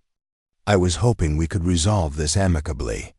"There's nothing amicable about what you're doing. You're trying to destroy my business because your ego can't handle being told you're wrong about horses." For the first time, Hawthorne's mask slipped slightly. "You think you're so much smarter than everyone else, don't you? Think your revolutionary training methods make you special. But you're just another small-time operator who got lucky for a while." "Lucky?" Charlotte's voice rose despite her efforts to stay calm. "I've spent 15 years learning how to help damaged horses. I've studied animal psychology, worked with veterinary behaviorists, developed techniques that actually heal trauma. Instead of just covering it up, what have you done besides throw money at problems and blame other people when your shortcuts don't work?" Hawthorne's face flushed red. "You sanctimonious bitch. You think you can talk to me like that?" Blake moved faster than Charlotte would have thought possible for a man his size. One moment he was standing beside her, the next he was inches from Hawthorne's face, his voice dropping to a dangerous whisper. "You need to leave, now, before I forget that I'm supposed to be a civilized person." Hawthorne's companion started to move, but stopped when Blake's attention shifted to him. Whatever he saw in Blake's expression convinced him that intervening would be a very bad idea. "This isn't over," Hawthorne said, backing toward his vehicle. You'll both regret choosing the hard way. The hard way is the only way that leads anywhere worth going, Charlotte replied, after Hawthorne's Mercedes disappeared. Down the driveway, Charlotte realized she was shaking, not with fear, but with adrenaline and anger. Blake's hand settled on her shoulder, steady and warm. You okay? I'm furious. That arrogant bastard actually thought I'd just roll over and let him destroy everything I've built. He's used to intimidating people. Probably works most of the time. Charlotte looked at Blake, really seeing him for the first time as more than just a client or ally. When Hawthorne had started getting aggressive, Blake hadn't hesitated to step between them. Not because he thought she couldn't handle herself, but because he cared enough to share the risk. Thank you, she said quietly. For what? For standing with me. For not trying to handle this for me, but just being there. Blake's hand moved from her shoulder to cup her face gently. Where else would I be? The kiss was inevitable, the culmination of weeks of growing attraction and mutual respect. It was careful at first, tentative, giving either of them the chance to pull back. But when Charlotte leaned into it instead of retreating, when her hands fisted in Blake's shirt to pull him closer, careful became urgent and tentative became certain. When they finally broke apart, both breathing hard, Charlotte felt like the ground had shifted beneath her feet. Not the unstable shifting of crisis and fear, but the solid realignment of two people choosing to face the world together. This complicates things, she said, though she made no move to step away from him. Everything worthwhile is complicated. That evening brought news that changed everything. Sarah Chun called with information that made Charlotte's hands shake as she took notes. We got him, Sarah announced without preamble. Hawthorne made a mistake. He used his personal credit card to pay for a private investigator to gather information on your past clients. The PI's report included recommendations for which ones might be willing to file complaints against you if properly motivated. That's proof of coordination, Charlotte said. Better than that. The PI's report also included a detailed plan for discrediting you systematically, the lawsuit, the state investigation, even suggestions for how to approach Linda Fletcher and what arguments would be most likely to convince her to pursue legal action. Blake, listening on speakerphone, whistled low. That's conspiracy to commit fraud, harassment, maybe even racketeering, depending on how it's structured. Exactly. I'm filing for an emergency injunction to stop all current legal proceedings, pending a full investigation into Hawthorne's conduct. I'm also preparing countersuits for defamation, malicious prosecution, and abuse of process. Charlotte felt like she could breathe for the first time in weeks. What happens now? Now we go on the offensive. Hawthorne thought he could destroy you because you were just one person fighting alone. He didn't count on you having allies, resources, and evidence of his misconduct. After hanging up, Charlotte and Blake sat in her kitchen, sharing a bottle of wine and trying to process the day's events. The legal battle was far from over, but for the first time since it had begun, Charlotte felt like she might actually win. I still can't believe he was stupid enough to document his conspiracy, she said. Arrogant people often are stupid. They get so convinced of their own superiority that they stop considering the possibility of failure. Charlotte studied Blake's profile in the lamplight, noting the strong line of his jaw, the way his hands moved when he talked, the quiet confidence that came from a lifetime of solving problems through determination and hard work. What happens after this is over? She asked. What do you want to happen? The question was loaded with implications they'd been dancing around for weeks. Charlotte had built her adult life around independence and self-sufficiency, around never needing anyone enough to be hurt by their absence. But sitting here with Blake, feeling the solid warmth of his presence and the security of genuine partnership, she found herself wanting things she'd never allowed herself to want before. I want to keep working with horses, she said carefully. I want to help more animals like Bronco, prove that healing is possible even after the worst trauma. And I want someone to share that with. Someone who understands why it matters, who can stand beside me when the storms come." She looked directly at him. "I want it to be you." Blake's smile was slow and certain. "Then that's what we'll do. We'll build something together that's strong enough to weather whatever comes next." Outside, Bronco called softly from his paddock. The sound of a horse who'd learned to trust again, calling to the humans who'd helped him remember how. Inside, Charlotte and Blake planned for a future that would be built on the same foundation that had saved the stallion: patience, respect, and the radical belief that even the most damaged hearts could learn to love again. The war with Hawthorne was far from over, but they would face it together. And whatever came after, they would face that together too. 6 months after Derek Hawthorne's legal campaign collapsed under the weight of evidence against him, Charlotte stood in the same round pen where she'd first worked with Bronco, watching. A scene that would have seemed impossible a year ago. Blake Morrison sat easily on the Copper Stallion's back, moving in perfect harmony with the horse he'd once been unable to approach without triggering explosive violence. The transformation hadn't been quick or easy. After the legal victory, which had resulted in Hawthorne paying substantial damages and agreeing to a court order, barring him from any contact with Charlotte or her business, the real work had begun. Not just training a damaged horse to trust again, but teaching a man to communicate with that horse in an entirely new language. "Ask him to turn with your seat, not your hands," Charlotte called from the center of the ring. "Let him feel your intention before you give him direction." Blake shifted his weight slightly, and Bronco responded immediately, turning left with the fluid grace of a dance partner. The stallion's ears were forward, his stride relaxed, his entire demeanor reflecting confidence and contentment, rather than the rage and fear that had defined him when he'd first arrived. "Like that? Perfect. Now ask for a trot, but remember, think of partnership, not dominance," Blake finished, smiling. "You've only told me that 1,000 times," Charlotte grinned back. "And I'll tell you 1,000 more times if that's what it takes." The banter was comfortable now, the easy give and take of two people who'd learned to work together seamlessly. It had taken months for Blake to unlearn decades of traditional training methods, to replace force and intimidation with patience and communication. But the results spoke for themselves. Bronco had become not just rideable, but genuinely eager to work, a partner rather than a conquered opponent. Those months had been filled with small revelations and gradual breakthroughs.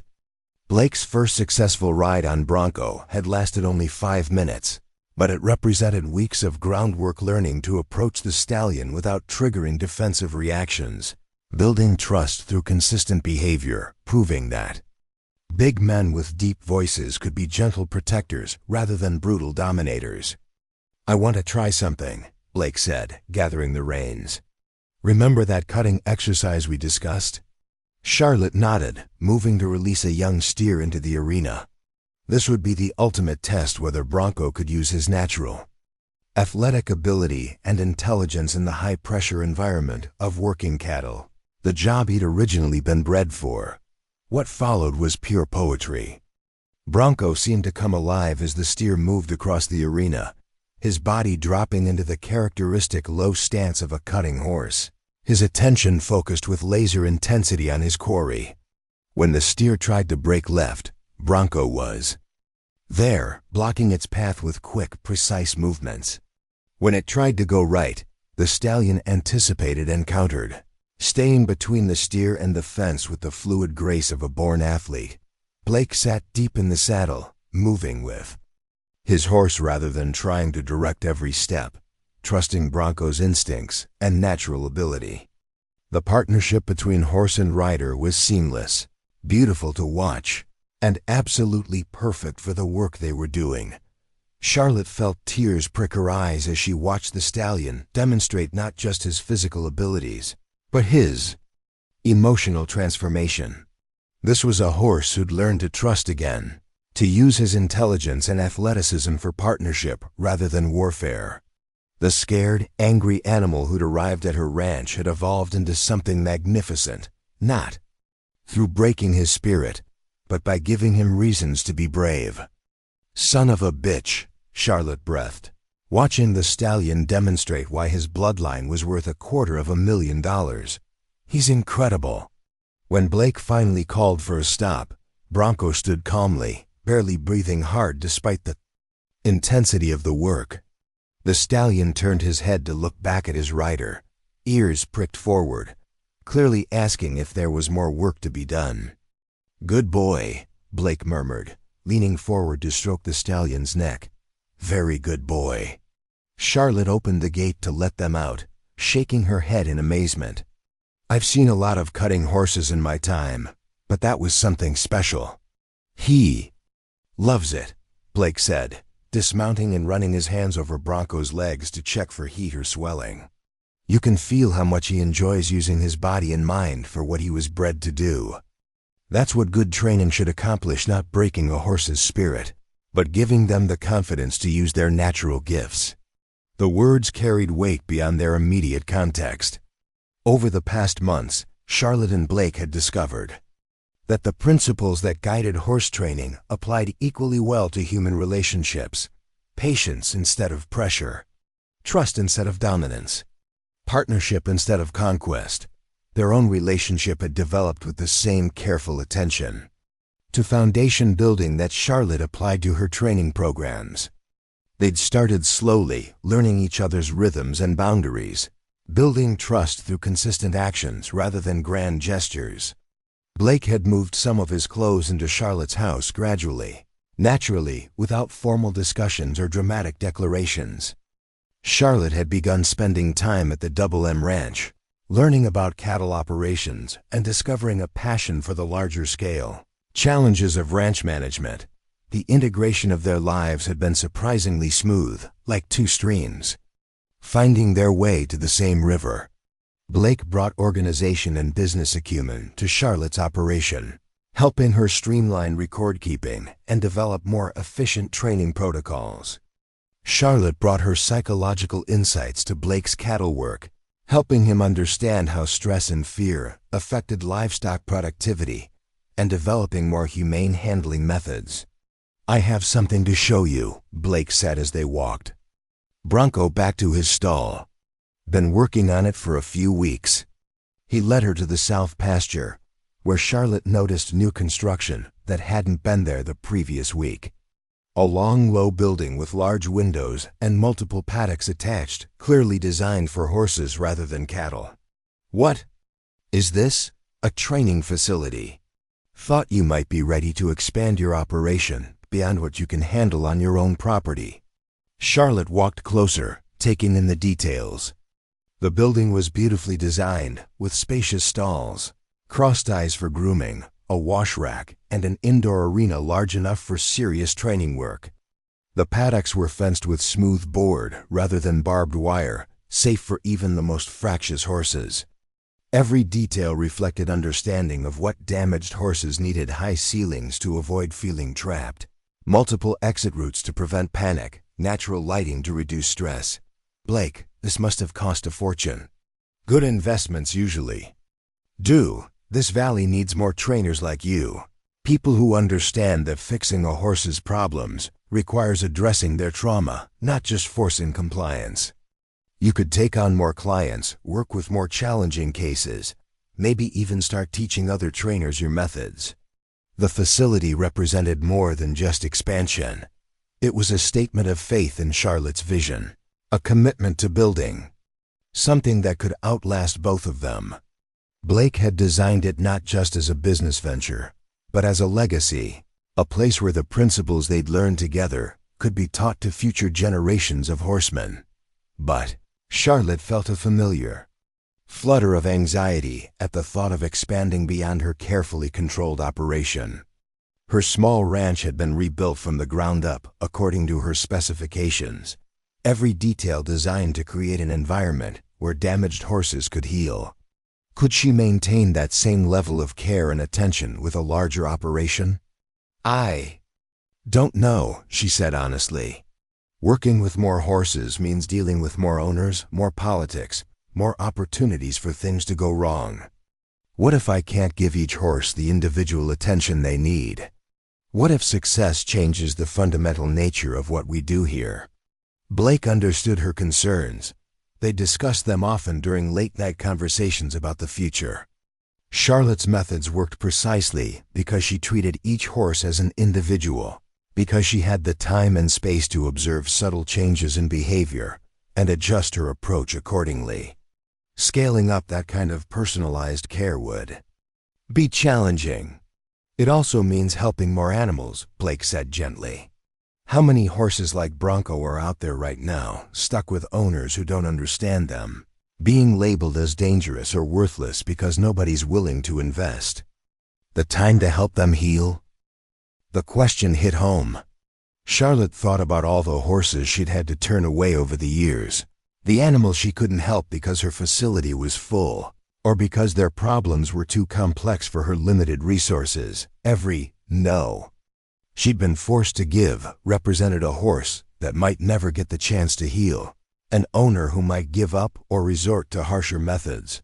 During the past month, she'd received calls from as far away as Texas and California horse owners who'd heard about Bronco's transformation and were desperate for help with their own problem animals. Word was spreading about her methods, creating demand she couldn't possibly meet with her current setup. You don't have to decide right now, Blake continued. But think about it. What we've built together with Bronco, with our relationship, with proving that better methods work, it doesn't have to stay small and hidden. We could make it something bigger, something that changes how people think about horse training throughout the state. That evening, Charlotte and Blake sat on the porch of her house, sharing a bottle of wine and watching the horses graze in the pasture. Bronco had been turned out with Thunder and her other personal horses, and the sight of the former killer peacefully sharing space with other animals never failed to amaze her. The conversation that followed would prove to be one of the most important of their relationship, not because it involved grand declarations or dramatic decisions, but because it represented the kind of careful planning and shared vision that would define their future together. I keep thinking about what you said, Charlotte said, about making what we do bigger, more influential, and I'm scared. What if I can't maintain the same standards with more horses? What if success changes me, makes me into the kind of trainer I used to criticize? What if we lose sight of why we started doing this in the first place? Blake set down his wine glass and turned to face her fully. Do you know what I see when I look at you working with a horse? Charlotte shook her head. I see someone who genuinely cares about each individual animal, who sees their unique personality and trauma and potential. That's not something that disappears when you scale up. It's who you are. It's in your bones. But what if you fail? What if you make mistakes? What if some horses don't respond to your methods? Blake's voice was gentle but firm. All of that is possible. But it's also possible that you'll help dozens more animals like Bronco, that you'll train a new generation of horsemen who understand that strength comes from partnership, not dominance. They talked until well past midnight, working through the practical challenges of expansion. How to find and train staff who shared Charlotte's philosophy. How to maintain quality control with multiple trainers working simultaneously. How to handle the increased administrative burden without losing focus on the horses themselves. Charlotte realized that her fears weren't really about the logistics of running a larger operation. They were about losing the intimate connection. That made her work meaningful. But as she thought about the calls she'd received from desperate horse owners, about animals suffering because effective help wasn't available, she began to see expansion not as a threat to her values, but as an expression of them. If I do this, she said slowly, I want to do it right. Proper facilities, carefully selected staff, rigorous training standards. No compromises on animal welfare, no matter how much money is involved. Done. Whatever you need. And I want to start a scholarship program. Help people who can't afford training for their horses, but are committed to doing right by them. I think that's a beautiful idea. Charlotte felt excitement begin to override her anxiety as the vision took shape in her mind. And I want to document everything we do. Create training videos, write articles, maybe even teach seminars. If we're going to change how people think about horse training, we need to share what we've learned. So that's a yes? That's a yes. With conditions. Blake leaned over and kissed her, soft and certain. I wouldn't expect anything less from you. The next 3 months were a whirlwind of activity. Charlotte threw herself into the project with the same focused intensity she applied to training difficult horses. She developed detailed protocols for staff selection and training, created comprehensive documentation of her methods, and worked with veterinary behaviorists to formalize the psychological principles underlying her approach. Finding the right staff proved to be the most challenging aspect of the expansion. Charlotte interviewed dozens of candidates, looking for people who possessed not just technical skills, but the emotional intelligence and patience required for trauma rehabilitation work. She needed trainers who could see past surface behaviors to underlying causes, who could remain calm and consistent even when faced with dangerous or aggressive horses. The staff she eventually assembled reflected the diversity of backgrounds that could produce effective horse trainers. Maria Santos, a former social worker who'd retrained as an equine therapist after discovering how much human and animal psychology had in common. Jake Williamson, a young cowboy from Wyoming who'd grown up working with Mustangs and understood the difference between true partnership and mere submission. Dr. Lisa Chun, a veterinarian specializing in animal behavior who wanted to bridge the gap between medical treatment and psychological rehabilitation. Each new hire spent 6 weeks working directly with Charlotte, learning not just techniques but philosophy. They studied Bronco's case in detail, understanding how trauma manifested in behavior and how healing progressed through carefully structured stages. Most importantly, they learned to see each horse as an individual with unique needs and capabilities, rather than as problems to be solved with standardized solutions. The Hayes Morrison Equine Training Center held its official opening on a crisp October morning, exactly 1 year after Bronco had first arrived at Charlotte's ranch. The name had been Blake's idea, a way of signaling that this was a true partnership between two people who'd found in each other not just love, but a shared vision of what their work could become. The facility was everything Charlotte had dreamed of and more. 16 stalls, all occupied by horses with various behavioral issues. A staff of 4 assistants, all handpicked and trained in Charlotte's methods. An indoor arena where work could continue regardless of weather. And most importantly, a philosophy that put the horse's emotional well-being at the center of every decision. The opening day celebration drew visitors from across the state, veterinarians curious about Charlotte's methods, trainers interested in learning new approaches, and horse owners who'd heard about the miraculous transformation of dangerous animals into willing partners. Amazing what patience can accomplish, said Dr. Rebecca Martinez, the state veterinarian who'd once investigated Charlotte for animal abuse. The investigation had been officially closed months ago, with a formal letter of apology and commendation for Charlotte's innovative work. Patience and the right approach, Charlotte replied. Most behavioral problems in horses stem from fear or confusion, not inherent aggression. When you address the root cause instead of just the symptoms, healing is possible. She demonstrated with a young thoroughbred named Phoenix, a former racehorse who developed a fear of starting gates after a traumatic experience at the track. Using the same gradual conditioning methods she'd applied with Bronco, Charlotte had helped Phoenix learn that controlled spaces didn't automatically mean danger. The demonstration drew gasps from the audience as Phoenix, who'd been considered too dangerous to retrain just months earlier, calmly walked into a mock starting. gate and stood quietly while Charlotte operated the mechanism. The transformation was visible proof that even the deepest trauma could be healed with the right approach. The key is never forcing them past their comfort zone, she explained to the assembled crowd.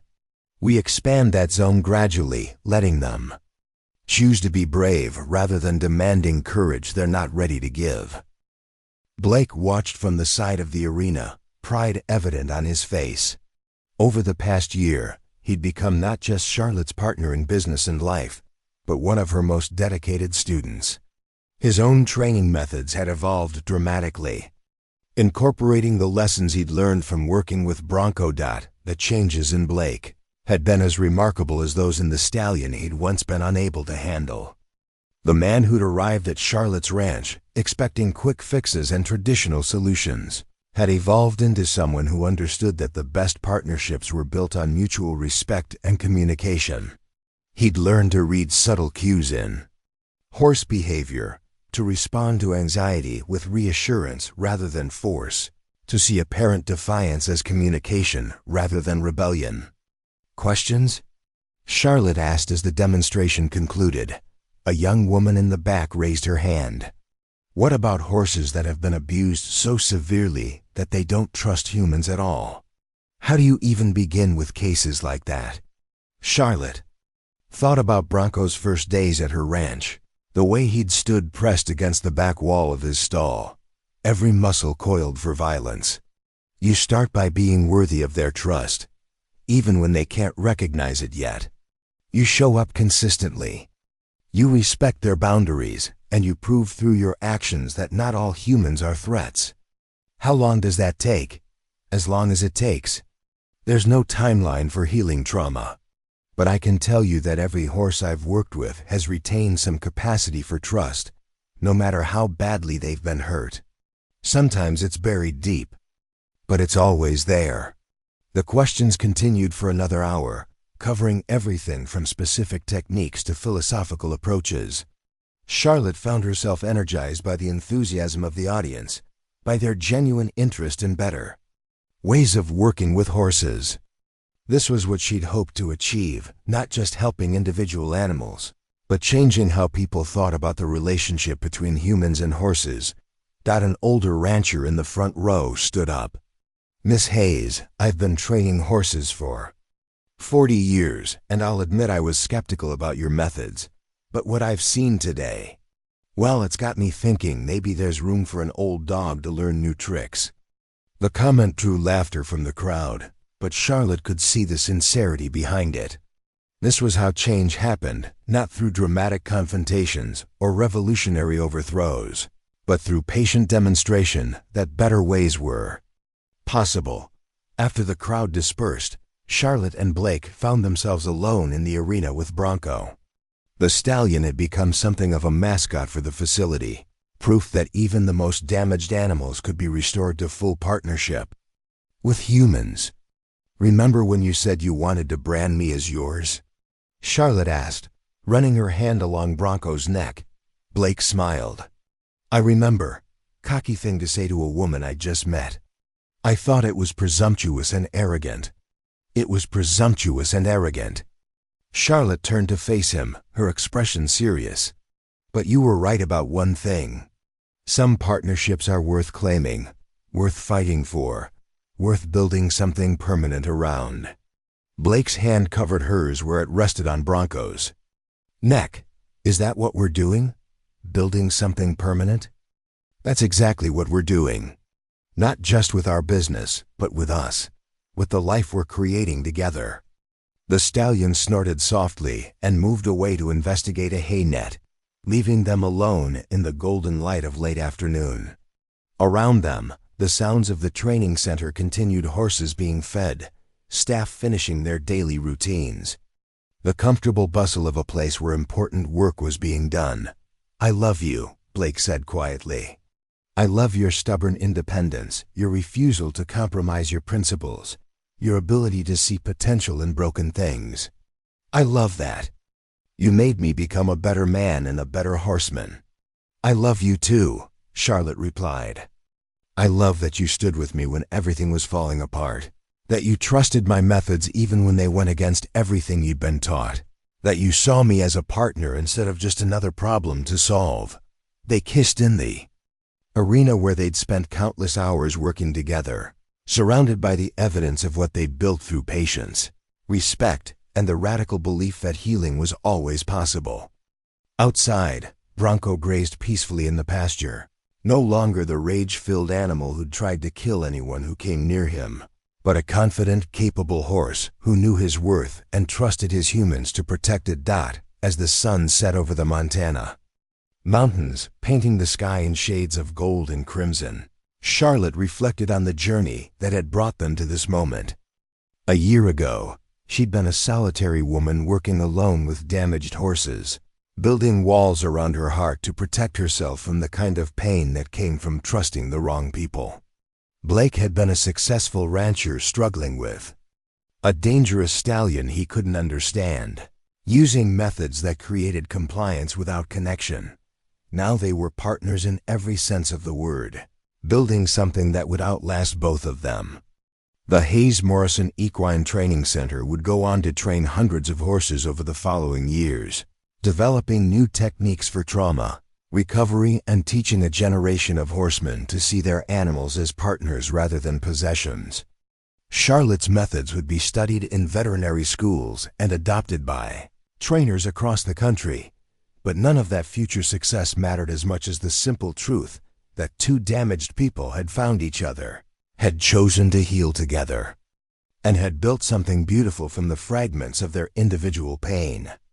They'd learned that the strongest bonds weren't forged through dominance or submission, but through mutual respect, patient communication, and the willingness to be vulnerable enough to trust. In the distance, Bronco called to his pasture mates, the sound carrying across the valley like a promise that even the most broken hearts could learn to sing again. Up next, you've got two more standout stories right on your screen. If this one hits the mark, you won't want to pass these up. Just click and check them out. And don't forget to subscribe and turn on the notification bell so you don't miss any upload from us.